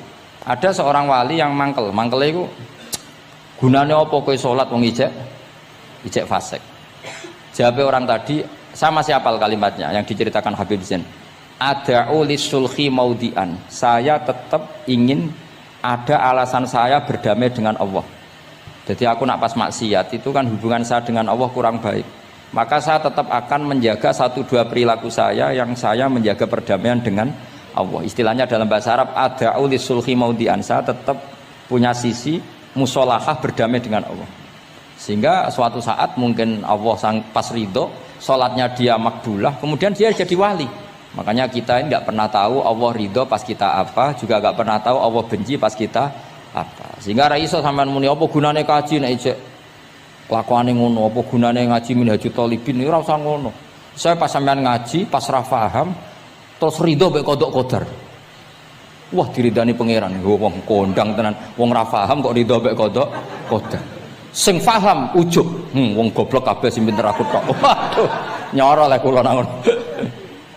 Jadi kita tidak pernah tahu Allah itu meletakkan ridhonya di mana, meletakkan sukhtunya di mana. Wonten orang Hawariyin dalam cerita Ihya. Orang Hawariyin itu orang-orang hebat, wali-walinya Allah, pengikut Nabi Isa. Ono preman liwat. Si preman ini spontan melihat orang-orang soleh itu tertarik, langsung ikut gabung. Saya ulang lagi, langsung ikut. Si wali di antara Hawariyin ini ada yang risih. Aku terkenal wali kok jejer preman, risih deh. Maka si wali tadi mempercepat jalannya karena risih jejer nama preman. Sing preman dari awal memperlambat jalannya karena dia bilang misli saya seperti saya nggak layak berjejer dengan orang soleh. Intinya si preman menjaga kesopanan, si wali memelihara keangkuhan. Jadi si preman dari awal dia sudah merendahkan jalannya karena nggak ingin sejajar. Si walinya tambah banter karena ingin nggak jejer. Allah saat itu juga menfirmankan ke Nabi Isa karena masih zaman nubuah, Isa liyas ta'nifa al amala. Dua orang ini memulai amal dari nol. Wali ini tak hapus semua amalnya, preman ini tak hapus semua dosanya. Semuanya nol. Yang satu untuk barokahnya adab, yang satu untuk afatnya ujub. Jadi mulane dadi kiai koyo kula yo repot, nek ketemu fasik kok repot. Ape kancanan kok diamuk sampean rontok garis keras ngene iki.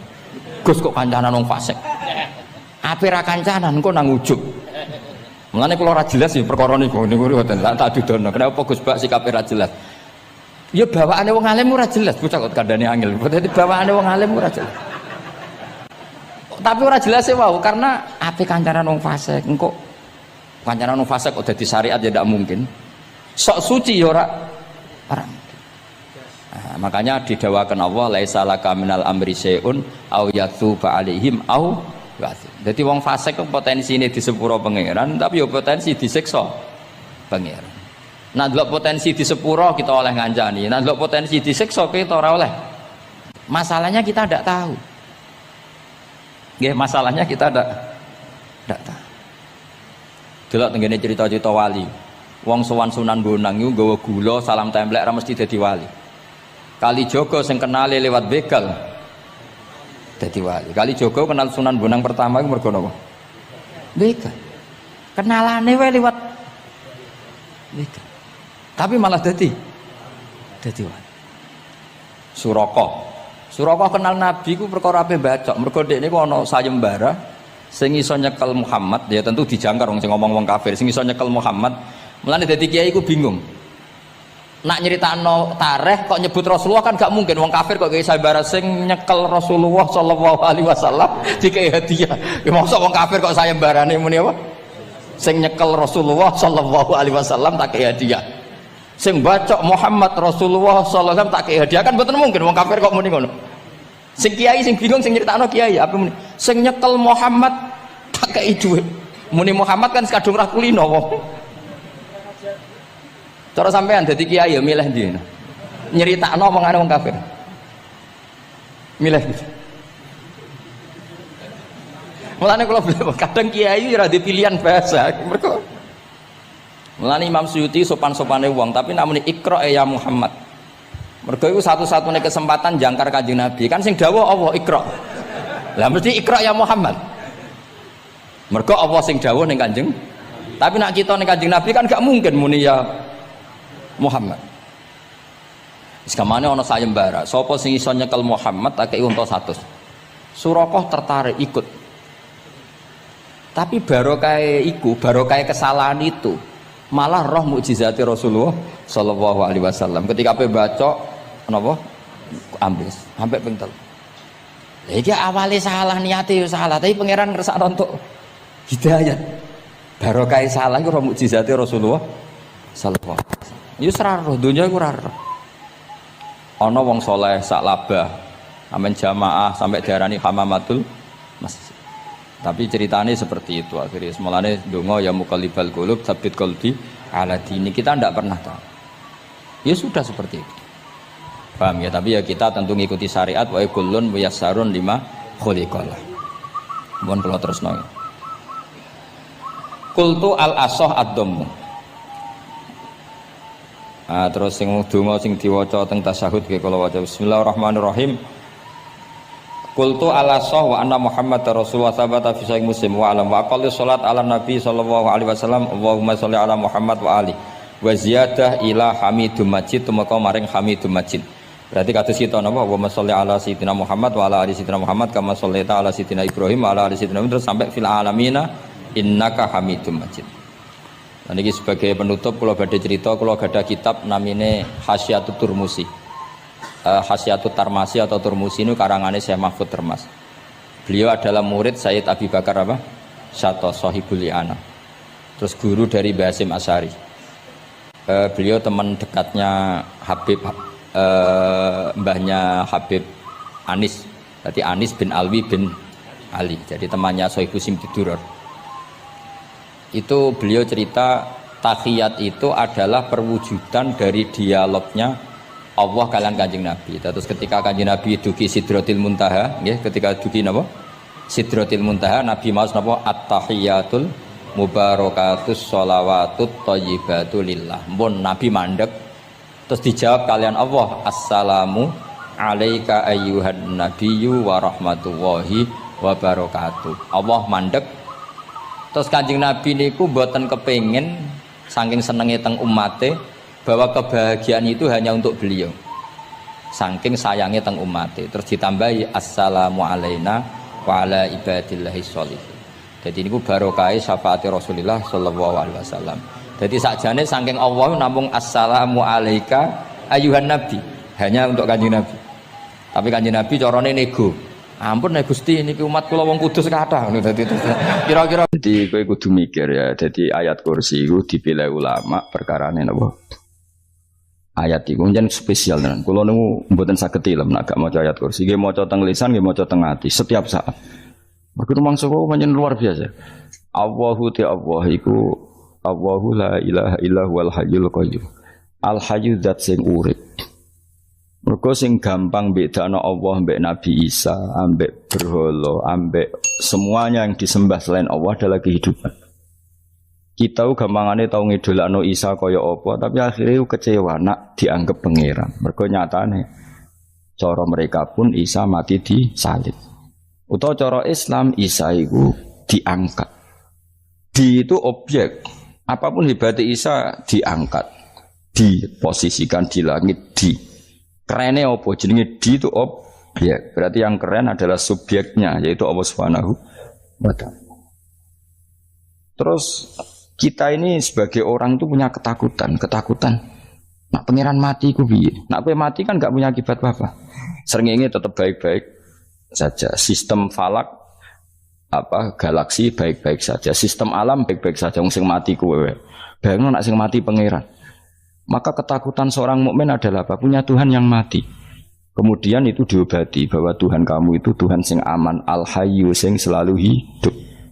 Kemudian disifati lagi al-qayyum. Apa artinya hidup kalau bergantung orang lain, bergantung makhluk lain? Itu gak keren, karena bergantung itu gak keren. Al-qayyum, yang Allah itu zat yang berdiri sendiri. Oh itu kan terus sempurna. Lu kan mau ayat kursi sempurna. Bejane Gusti kula maca ayat kursi. Kowe ora maca iku kasihate mbahmu. Bocah kok. Oh, bocah ora bakat wali. Uteke wis elek. Kabeh dimaterekno. Kasihate apa nek maca ayat kursi? Kasihate mbahmu ngono. Jimat ya seneng. Ora seneng. Maksudnya tapi mbok gedhingi teman-teman yo ora oleh menjadi rezeki kadal jimat ke piye. Sing iso ngatur rezekine wong sapa wis keben muga disepuro pangeran. Ra disepuro ora apa-apa, kelakuan kok ngono iku piye. Wis terserah pangeran ae.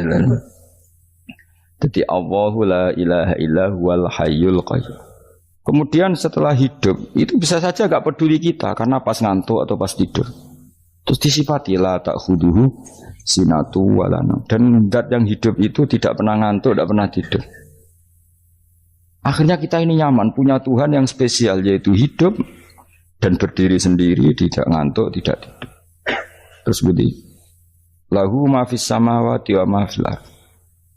Dan miliknya Allah semua yang ada di langit dan bumi. Keren. Kita ini butuh air, butuh apa saja, dan itu milik Allah. Coba kalau milik manusia, nggak nak loro neng rumah sakit tuh, oksigennya larang ingun. Padahal kue nak loro, oksigen di mana-mana gak tahu bah. Jadi kita seneng. Alam raya milik Allah kita seneng, karena alam ini milik zat yang nggak butuh alam raya, sehingga kita yang pakai. Allah bikin air, Allah tidak butuh minum. Allah bikin padi nggak butuh makan. Dia bikin semuanya untuk kita. Padahal itu kita tidak ikut punya. Akhirnya seneng mbek pangeran. Cek apike jenengan Gusti gawe ra melok nganggo. Sing nganggo kita-kita ini. Coba aku ora roh gawe rokok gunane apa ora roh. Ya gunane pekerjaan Gus, menyerap tenaga. Ya wis sauri menimu. Sementing kowe roh gunane rokok. Paham nggih? Roh gunane rokok roh carane mandorot kanggo kowe. Dadi padha roe lah sementing. Ya ora apa-apa tapi. Kalau senang berguyon kiai ini, hanya nerawon wong pinter guyon kaya kiai.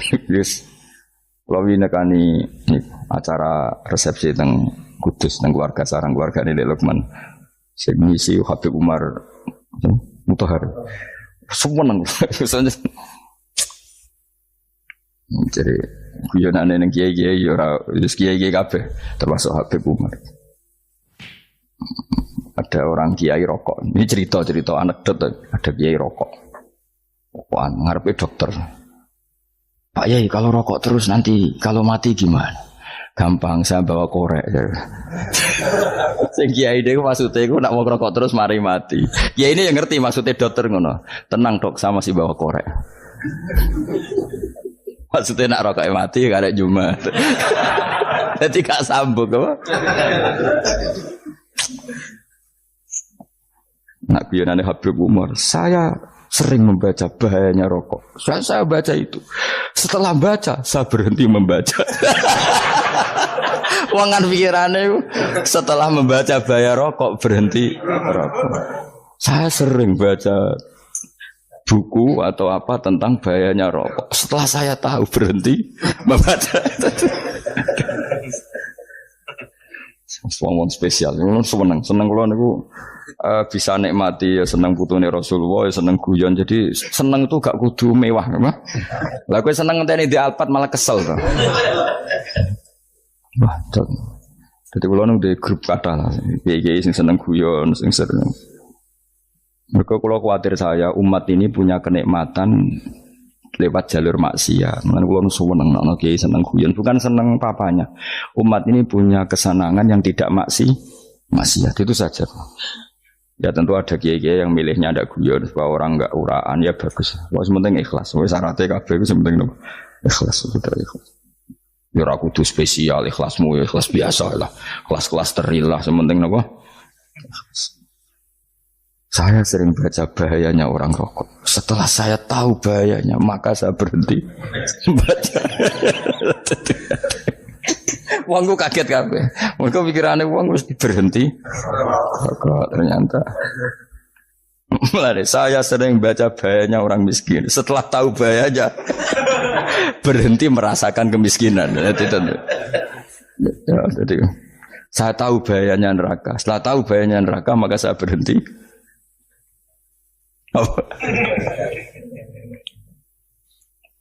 Ya, jadi terus disebut lahu ma fis samawati wa ma fil ardi. Terus kita nyaman. Kayak apa kalau alam raya ini milik Cina, milik Singkek, milik non muslim atau milik wong Islam sekalipun. Mesti apa-apa tuku. Repot. Tapi berhubung alam raya ini milik Allah, kita nyaman. Mergo wa izzat sing super lomo, super dermawan, super semuanya. Akhirnya nyaman. Gamane iso turu. Kan kula nang rumah ayat kursi ora iso turu, pe turu. Kan ya maca lesane nggih ati kula maca. Lahu ma fis samawati wa ma. Terus manggal ladzi yashfa'u indahu ila bi'izni. Ketika Allah itu segalanya, tentu yang punya otoritas syafaat, punya otoritas apa saja nunggu izinnya Allah Subhanahu wa ta'ala. ayat yang spesial. Kemudian kiai-kiai punya cara supaya umat itu hafal. Dibikinlah metode tahlil, mau coba bareng-bareng. Tapi kemudian ya sudah itu nasibnya terus kurang baik. Nasibnya kurang baik. Hanya ada yang bid'ahkan, ada yang setengah-setengah. Afirno, sing maca ya padha dene, ra paham, mbek ngantuk, bantuk berkat mulai sudah akhirnya terus. Lah sampean bela di sembelo sing bener wis takok provokator kowe. Sing jelas latih maca iku terus. Dadi Allah pirsa nak macamu ora golek berkat. Tapi nak mau tahu tahlil hati. Eling apa tahu hati? Benda apa? Eling pangeran kok ngenteni wae. Apa iku tunggale. Tahu muni alhamdulillah nate apa nak bermangan. Muni alhamdulillah kok ngenteni bermangan bocah kok ora karu-karuan. Wong ora bakat wali kok teke wis elek. Jape kus keliru terus. Masih wong khusuk lah, ora bakat wali, khusuk tok tapi ruwet, uripe ruwet. Lahu ma fis samawati wa ma fil ardi man dalladhi yash'indahu ila ya'lamu ma baina aydihim wa ma khalfahum. Dan Allah tahu apa yang di depan kita, di belakang kita. Terus kita lagi-lagi nyaman. Kayak apa misalnya kita yang lemah ini tidak dalam pengawasan Tuhan. Ketika mana kalau misalnya dia anak cilik, anak itu tidak nyaman kalau ketika main gak didelok orang tuanya karena dia tahu ada hal-hal yang dia tidak bisa menggapai dan butuh setiap saat pada orang tuanya untuk membantu menggapai itu.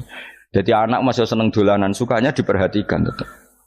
Nah kita ini seneng sekali untuk main yang dunia ini pengiran diperhatikan Allah Ta'ala karena Allah selalu tahu kita.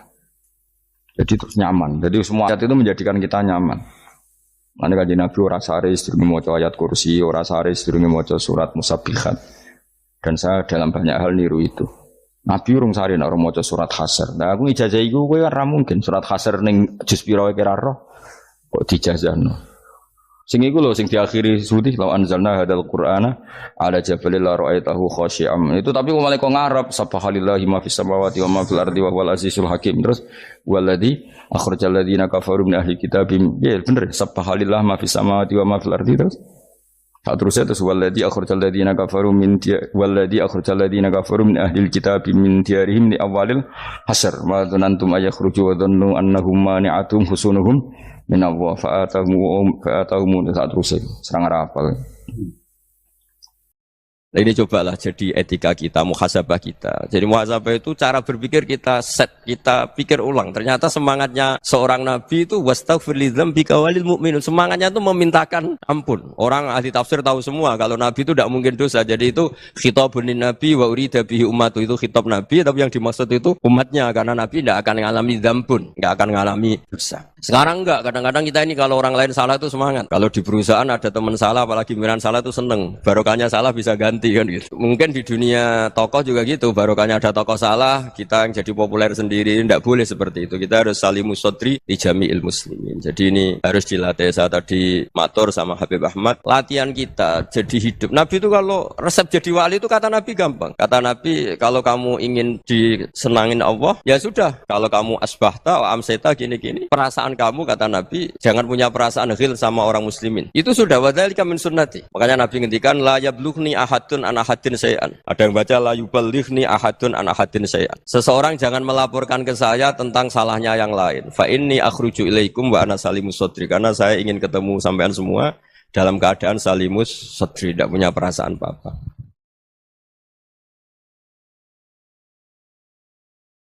Dalam konteks Indonesia muhasabah itu sudah jadi perilaku ya, karena dulu orang tua saya, guru-guru saya kalau ngandani itu, bayangkan kalau kamu jadi dia ya. Jadi misalnya kita mentang-mentang atasan, otoriter sama bawahan, bayangkan kalau kamu jadi yang bawahan itu kayak apa. Laukun tamakana, kalau orang Arab bilang bayangkan kalau kamu di posisi dia.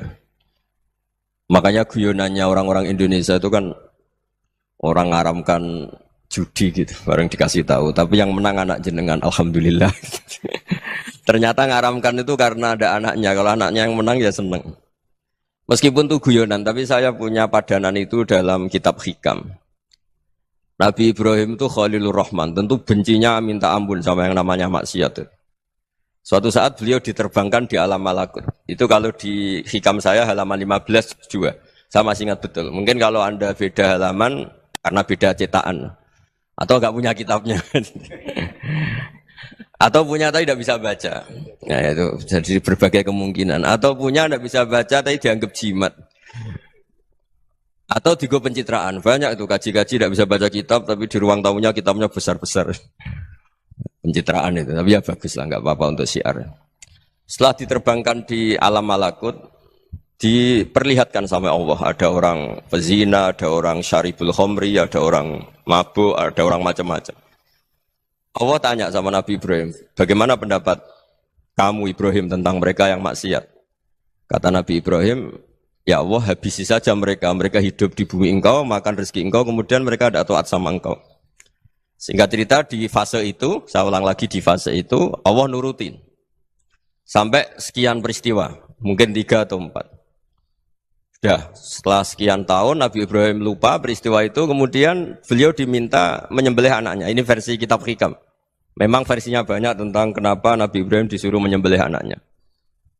Ketika mau menyembelih anaknya, Nabi Ibrahim ragu. Huwa samratu fuadi. Anak saya ini buah hati saya, kenapa engkau suruh menyembelih? Terus kata Allah, apa kamu tidak ingat ketika kamu saya angkat di alam malakut, kemudian kamu usul bunuh-bunuh, saya ada mempertimbangkan usul Anda, tapi kenapa sekarang saya merintahkan kamu mikir gitu. Terus, ya karena ini anak saya ya Allah. Terus kata Allah, rumang samu wong sumpukon mata ini gak gawean kau sing gawe kowe enak wae usul mata ini. Jadi sebenarnya saya yang bikin, kemudian Anda enak aja usul membunuh. Semenjak itu Nabi Ibrahim itu di eranya itu asfaqun nas, orang paling sayang sama manusia. Karena kadang kita keras itu ya kebetulan tuh udah anak kita, ada keluarga kita. Cara orang Jawa itu kan gitu ya, kalau ada perempuan terus macak yang macam-macam pakai sepeda motor cowok terus wah itu luput suwuk, semoga-moga gini. Tapi setelah dikasih tahu, niku ponakane jenengan, semoga-moga selamat. Jadi jangan-jangan kemarin ahli ma'asi itu kebetulan tuh udah keluarga kita. Kalau keluarga kita yang pernah salah pada kita, semangat kita mintakan maaf. Jangan-jangan kita didikte hukum sosial gitu. Jadi orang yang salah, kebetulan tuh orang yang menservis kita. Atau keluarga kita, atau orang dekat kita. Jangan-jangan semangat kita mintakan ampun. Tapi kalau sama orang lain, kebetulan musuh kita semangatnya minta itu kena adab. Nah ini yang nggak boleh dalam Islam. Islam mengajarkan, niru Rasulullah SAW, Nabi itu rahmatal lil alamin.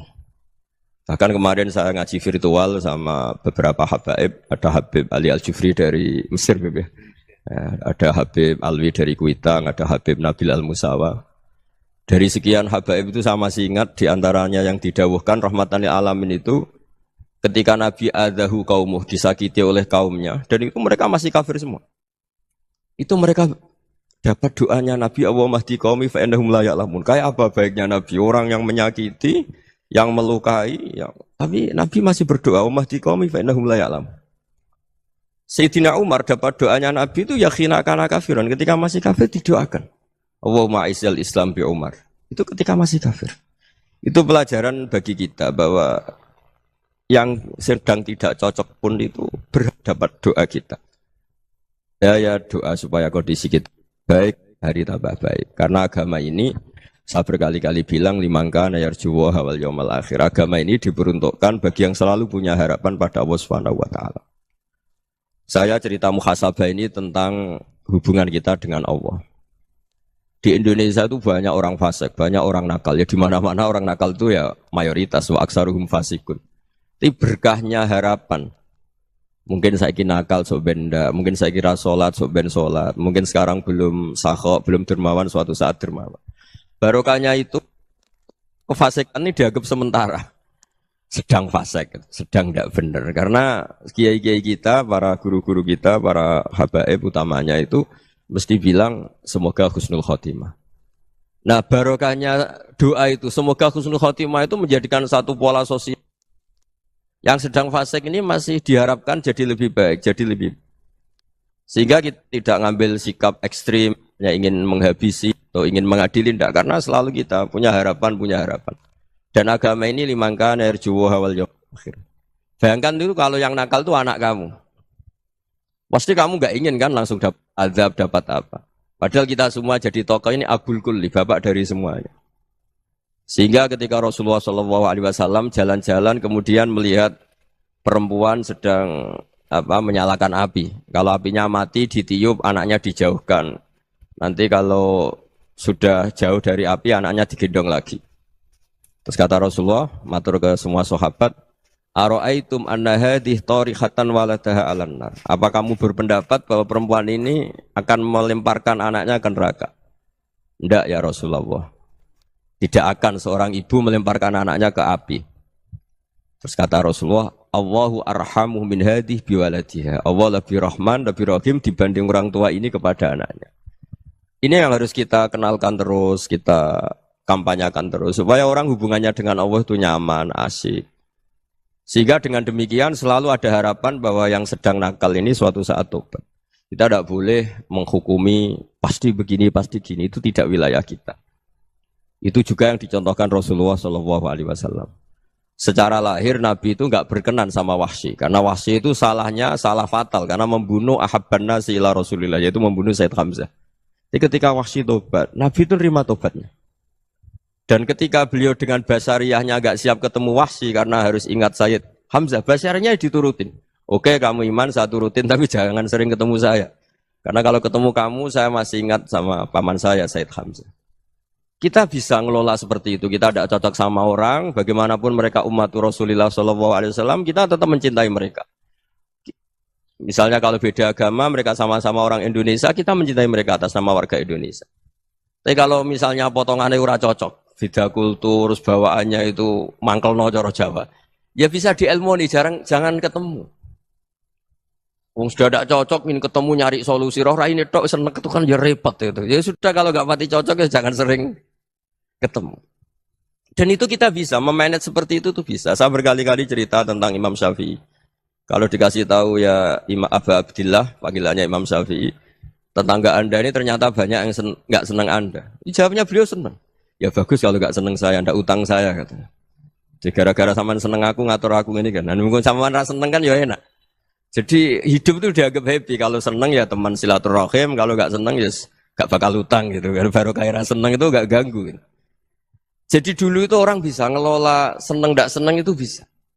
Karena ada kearifan hubungan dengan Allah Subhanahu wa taala. Hidupnya selesai karena masyghul bi dzikrillah. Mereka sibuk dengan Allah. Makanya kata ulama-ulama tasawuf, kamu jangan melihat manusia perilakunya, tapi kamu juga harus ingat yang gerakkan semua itu Allah Subhanahu wa taala. Dengan demikian kita farah, kita senang. Makanya Nabi kalau ngutus Anas bin Malik kemudian enggak kesampaian yang diinginkan karena Anas main, ketika garwa-garwane Nabi agak tersinggung, Nabi andaikan Allah menghendaki yang saya inginkan kesampaian, pasti itu kesampaian. Jadi dianggap kegagalan Anas enggak manggil yang dituju Nabi itu ya kersane Allah, ya enteng saja. Sayyidina Ali lebih parah lagi yang dialamin. Itu dalam beliau kalau dipanggil tuh gak cepet-cepet ke sana. Ketika ditanya, kenapa kamu tak panggil gak cepet ke saya? Amin tuh ukubatak. Karena aku tahu kau orang baik. Orang baik itu pemaaf. Jadi makanya orang-orang soleh dulu itu bodoni itu. Makanya sekarang kalau ada orang bodoni itu mesti beda orang soleh. Kalau orang-orang soleh itu kakean husnudzon akhirnya sering dibodonin. Abdul bin Umar itu masyhur itu. Kalau ada budaknya sering sholat, sergap sholat itu dimerdekakan. Akhirnya enggak sholat pun pura-pura sholat. Akhirnya juga dimerdekakan. Ketika ditanya, kenapa engkau merdekakan? Padahal mereka sholatnya menipu engkau, kata pembisik-pembisik itu. Man khoda'ana lillah in khoda'na lah. Dia nipu atas nama Allah, berarti saat tertipu juga atas nama Allah. Enggak masalah dong, semuanya demi Allah Subhanahu wa ta'ala. Jadi ketika kita ketemu mensifati Allah Ta'ala itu ghafir. Allah pemaaf. Jangan kamu enggak fair untuk diri kamu nyifati Allah ghafir, pada orang lain Allah kamu sifati syadidul iqab. Jadi Allah kamu atur, kayak MC tadi ngatur saya. Jadi Allah itu apa? Kalau pada saya ghafir, kalau pada musuh saya syadidul iqab. Itu enggak fair. Kalau Anda punya harapan kepada Allah karena Allah Rahman Rahim, Allah ghafir, sebenarnya Allah pada musuh kita ya bisa saja Allah ghafir, bisa saja Allah Rahman Rahim. Sehingga kita melihat orang lain yang kita tidak cocok itu ya enteng saja. Itu min ummati Rasulillah sing tanaluhu syafa'atu, tanaluhu sa'atu rahmati, tanaluhu fair. Jangan dengan kita kayak mesti dapat rahmat. Jangan orang lain kayak Allah pasti syadidul Iqam itu tidak boleh. Sehingga ketika ada orang Badui, singkat cerita orang Badui ini kencing di masjid. Semua sahabat membentak dia. Yang enggak bentak hanya Nabi tok. Saking mangkalnya orang ini karena semua sahabat bentak kecuali Nabi. Setelah dibenarin Nabi, terus Nabi nyuruh Sobbu Ali Dhanuban min ma'in. Setelah disucikan masjid itu, dia berdoa keras sekali. Allahumma arhamni wa Muhammadan wa la tarham ma'ana ahadan. Ya Allah, yang berhak dapat rahmatmu hanya saya dan Nabi Muhammad, yang lainnya jangan. Karena yang lainnya tuh jengkelin, gitu aja saya salah dimarah-marahin gitu. Jadi kalau kamu doa terbatas ya kayak orang Bedui ini, kayak orang Arabi. Apa kata Nabi? Laqad tahajjarta wasi'an. Allah yang rahmatnya luas menjadi kamu sempitkan. Karena kamu mau atur Allah hanya Rahman pada Indonesian Power, pada NU, pada kita yang orang lain nggak perlu dapat. Itu kan kasihan Islam karena Islam terus nggak dimiliki semua orang.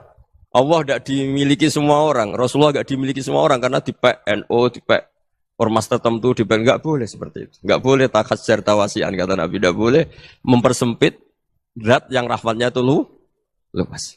Ini semoga etika ini kita pakai di Indonesia. Yang sedang fase kita harapkan lebih baik. Yang sedang nggak dapat hidayah kita doakan dapat apa? Hidayah. Masyhur kan, makanya tadi saya mohon sama Habib Ali supaya Habib Ahmad supaya tetap mahalul qiyam, tabaruk sama Habib Ali. Di antara doa-doa di Simtud Duror masyhur itu antuqa bilal mudhniba minnah bil ghufran wal musi'a bil ihsan. Jadi harapannya para habaib, para orang-orang baik dulu ya, semoga yang dosa itu dimaafkan, yang sedang salah dibuka, bikin lebih baik. Nabi itu tugasnya juga gitu. Wastaghfir li dzambika walil mu'minina wal mu'minat. Nabi itu tugasnya juga memintakan ampun yang sedang salah. Nah ini cobalah jadi etika kita, muhasabah kita. Jadi muhasabah itu cara berpikir kita set, kita pikir ulang. Ternyata semangatnya seorang Nabi itu wastaghfir li dzambika walil mu'minun. Semangatnya itu memintakan ampun. Orang ahli tafsir tahu semua kalau Nabi itu tidak mungkin dosa. Jadi itu khitabun lin Nabi wa urida bihi ummatu, itu khitab Nabi, tapi yang dimaksud itu umatnya karena Nabi tidak akan mengalami dzambun, tidak akan mengalami dosa. Sekarang enggak, kadang-kadang kita ini kalau orang lain salah itu semangat. Kalau di perusahaan ada teman salah, apalagi pimpinan salah itu seneng. Barokahnya salah bisa ganti kan gitu. Jadi kalau mungkin di dunia tokoh juga gitu, barokahnya ada tokoh salah, kita yang jadi populer sendiri, tidak boleh seperti itu. Kita harus salimus sodri di jami'il muslimin. Jadi ini harus dilatih. Saya tadi matur sama Habib Ahmad, latihan kita jadi hidup. Nabi itu kalau resep jadi wali itu kata Nabi gampang. Kata Nabi, kalau kamu ingin disenangin Allah, ya sudah. Kalau kamu asbahta, amseta, gini-gini, perasaan kamu kata Nabi, jangan punya perasaan ghil sama orang muslimin. Itu sudah wadzalika min sunnati. Makanya Nabi ngendikan la yablughni ahadun an ahadin syai'an. Ada yang baca la yuballighni ahadun an ahadin syai'an. Seseorang jangan melaporkan ke saya tentang salahnya yang lain. Fa inni akhruju ilaikum wa ana salimus sadri. Karena saya ingin ketemu sampean semua dalam keadaan salimus sadri, tidak punya perasaan apa-apa. Karena kalau nurutin pembisik, nurutin informasi itu ya repot karena orang pasti sepihak. Ada kiai yang top, datang ke kampung-kampung ning desa-desa. Kata yang seneng itu punya akhlak. Wah itu bagus orang besar datang ke kampung-kampung. Kata yang enggak seneng, wah itu jobnya kiai kecil kok diambil, itu kan ya kasihan itu kan sudut pandang. Makanya saya sering bilang, akal kita ini cukup untuk mentasdik Rasulullah SAW. Meskipun perasaan kita kadang orang Jawa itu beda. Saya berkali-kali bilang sama peneliti dari Jogja, kenapa sih Gus para nabi itu kok poligami istrinya banyak? Nabi Dawud katanya itu berapa? Nabi Sulaiman malah jumlahnya agak terbatasin. Nabi Muhammad itu paling sedikit. Saya tanya gini, perempuan itu orang lemah, jadi kalau nolong orang satu gimana baik? Kalau nolong orang dua ya lebih baik, ya sudah kira-kira seperti itu. Paling tidak akal kita masih tahu, kalau orang baik, itu kan mesti baik. Nolong orang satu baik, nolong orang dua ya lebih baik, nolong orang tiga lebih baik. Tapi kalau kamu orang nggak baik, satu saja kamu terlantarin, kamu miskinkan, kamu ya tinggal ukur kan. Kalau orang baik, nambah baik. Tapi kalau orang buruk, tambah buruk. Nah itu akal. Akal kita bisa menganalisis kenapa sih nikah itu ada yang poligami, ada yang enggak. Ya sudah, ukur saja diri kamu. Misalnya kayak saya elek keriting, rabi terus, memperbanyak wong elek, orang perilaku netok, raine dadi elek kabeh gitu. Tapi nak kowe ku ganteng, alim, ganteng, sugih, anake ganteng-ganteng, berhubung kowe saleh ahli swarga kabeh, Mertua yo bangga karena karir kamu meyakinkan. Ini mertua kamu aja gak bangga mau nambah. Ipar gak bangga, mertua gak bangga, desa kamu yang kamu wayai juga gak. Beda dengan Nabi ketika nikah Juwairiyah itu gak ada pernikahan sebarokah Nabi dengan Juwairiyah itu. Azharu Rasulillah, di situ habis perang banyak tawanan gara-gara jadi besanya Nabi langsung dibebaskan semua karena Azharu Rasulillah. Sekarang besanya Kanjeng Nabi. Dulu Abu Sufyan mangkelnya bukan main sama Nabi. Gara-gara putrinya dinikah terus langsung jadi. Kalau kamu kan enggak, nikah satu, nikah lagi. Satu kampung musuh kamu. Karena istri pertama ya cemburu, yang kedua agak bangga. Wah itu selesai itu. Dunia wal akhirah. Maksud saya, nganalisis Islam itu harus pakai akal. Dan akal yang dipakai, ini saya bawa ke kitab Ihya, adalah pikiran-pikiran para ulama. Makanya ketika Imam Ghazali ketika ditanya, fakaifa bi muslimin fasikin asawwaha fi jami'i amri. Kalau ketemu orang fasik, orang Islam tapi fasik, perilakunya enggak ada yang benar. Kata Imam Ghazali jawabnya lucu, aneh. Ma min muslimin illa wa islamuhu ta'ah. Tidak ada orang Islam kecuali dia mau Islam, membenarkan Allah dan Rasul itu sudah taatnya dia. Kok kamu tidak bisa melihat taatnya dia? Dia pikirannya kan ini pemabuk, ini tukang apa. Tapi kata Imam Ghazali, sebenarnya kamu masih bisa berpikir positif. Ma min muslimin illa wa islamuhu ta'ah. Tidak ada seseorang Islam ketika dia milih Islam itu pasti ada taatnya, yaitu tasdik pada Allah dan tasdik kepada Rasulullah sallallahu alaihi wasallam. Jadi dengan pola seperti itu, maka di antara guru-guru kita yang modern ya di era Mbah Maimun, di sini ada Habib Ahmad. Habib Salim, syair yang sering dibaca beliau adalah ada orang munajat sama Allah, ini cerita munajat. Itu orang itu ngendikan gini.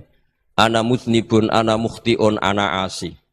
Huwa rahimun, huwa ghafirun, huwa afi. Ya Allah, saya mukhti, saya orang yang salah.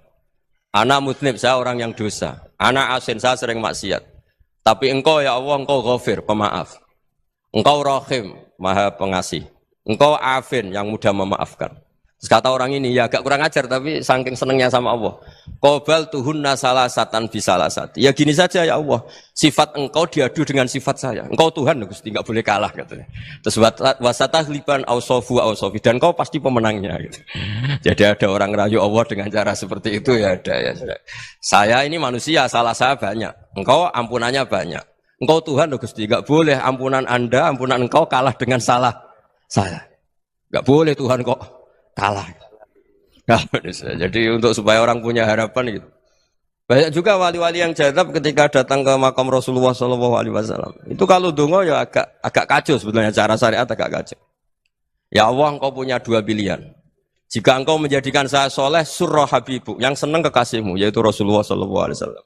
Tapi jika engkau menjadikan saya fasik, surah adubu, yang senang itu setan. Monggo jenengan mau menyenangkan kekasih jenengan, mau menyenangkan musuh jenengan, monggo. Jenengan bebas kok memilih. Nah, mestinya Allah ya senang menyenangkan kekasihnya. Jadi ya, intinya Allah dipaksa untuk menjadikan dia orang soleh gitu. Jadi kayak kemarin itu Pak Bu siapa? Yang kesini itu yang sama jenengan itu. Kuliah ke sini itu sama Habib Ahmad. Saya pertama enggak mau, lama-lama Habib Ahmad. Ini gimana, Gus? Orang taunya saya dekat jenengan, kalau enggak kasil saya waduh Habib. Ini kayak doanya wali yang tadi. Enggak punya pilihan, Bu. Enggak ada pilihan ini. Jadi saya mohon muhasabah itu dimulai cara berpikir. Makanya di sini sebetulnya teks ini supaya dapat barokahnya Ihya, ini kitab yang disenangi para habaib, para ulama. Sebetulnya teks di muhasabah itu redaksinya gini ya, yang lengkap. Hasibu anfusakum qabla an tuhasabu wa zinuha qabla an tuzanu wa tahayya'u lil ardil akbar. Jadi ada kata wazinu, jadi ukur. Perilaku Anda ini diukur, ditakar. Misalnya kita sebagai suami kan ya punya hal-hal yang kita tidak ideal. Cara wong Jawa mesti pesek. Cara rezeki ya pas-pasan. Dan kita juga kalau makanya enggak boleh tanya istri begini, apa saya cinta pertama Anda? Pasti Anda kecewa. Orang jadi istri hanya korban terakhir itu. Sudah. Karena orang kalau ngelamar kemana-mana gak jadi, yang jadi istri itu pasti korban terakhir itu. Jarang istri pilihan pertama, jarang. Ayo semua yang nikah. Rata-rata itu pilihan Anda pertama Pak, dari sekian ditolak di mana-mana terus. Ya perempuan terakhir. kamu juga korban terakhir. Gitu.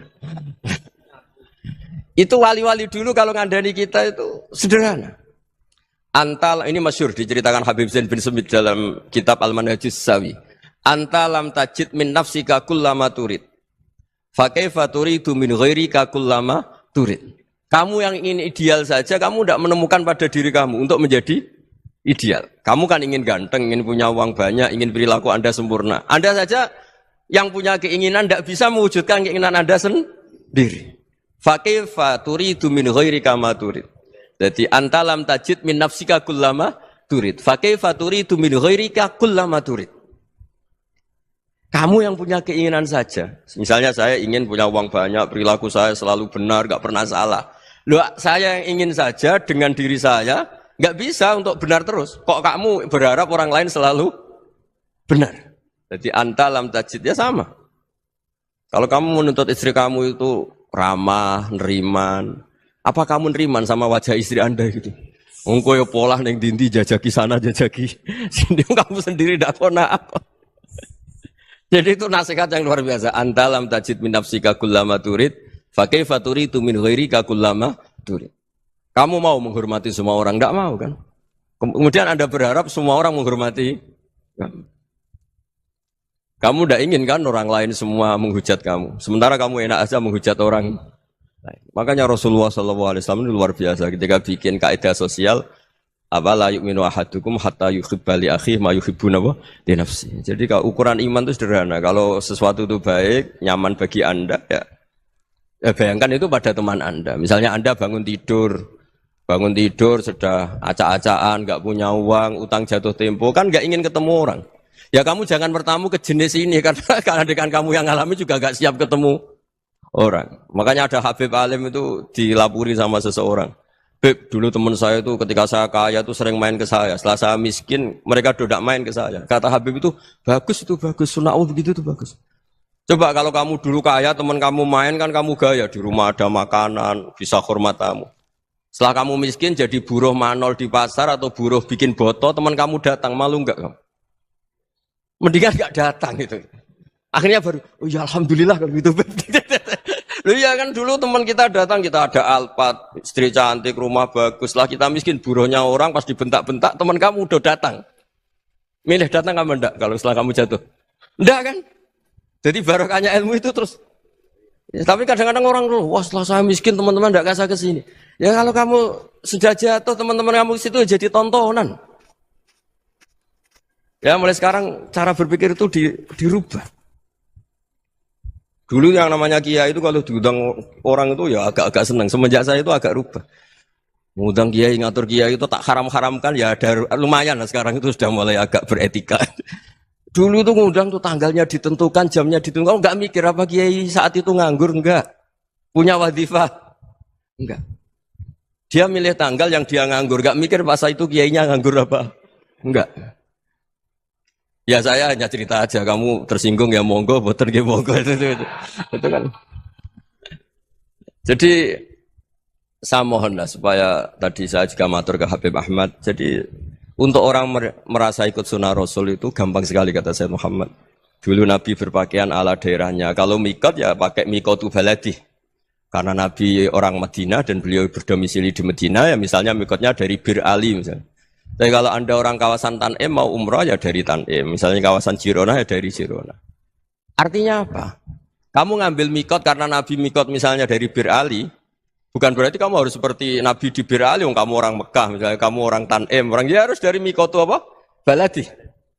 Sama, makanya di fikih-fikih itu kalau tahnik anak, Nabi orang Arab, halawiyatnya kurma ya kurma. Kalau orang Jawa sedegan, semua podo-podo. Ya podo-podo manis. Jadi ini tabaruk sama Sayyid Muhammad, ini ada murid beliau, Habib Ahmad, saya baca. Supaya orang itu merasa ikut Nabi itu gampang sekali. Ini saya baca di halaman, tadi disaksikan Habib Ahmad, 433 di kitab, apa begini? Manhajus Salaf fi Fahmin Nusus. Itu kata Sayyid Muhammad, wa kanat sunnatu Rasulillah annahu yat'amu ma yajiduhu fi ardi, wa yalbasu ma yajidu, wa yarkabu ma yajidu, mimma abahu wa ta'ala. Faman istamala ma yajidu fi ardi fa huwa al-muttabi' lis-sunnah. Kama anau hajjal baita min madinati. Faman hajjal baita min madinati nafsih fahuwa al-muttabi' li sunnah. Wa illam takun hadhil madinatu tilka. Jadi intinya misalnya Nabi dulu itu ngasih sedekah kepada fakir miskin ya pakai dinar, dirham. Ya kalau orang misalnya sedekah pakai rupiah ya sudah ikut sunnah Nabi. Jangan, lu Nabi pakai dinar loh, kamu kok pakai rupiah. Dulu dinarnya Nabi udah ada tulisannya Bank Indonesia, kamu kok ada tulisannya Bank. Ya tidak ada seperti itu. Ya jadi misalnya Nabi sedekah pakai tamar atau pakai al-aqid, ya kita pakai beras, pakai apa. Alhamdulillah sudah ngaji bareng bersama Cahaya Ngaji. Semoga bermanfaat untuk kita semuanya. Sekian, Assalamualaikum warahmatullahi wabarakatuh.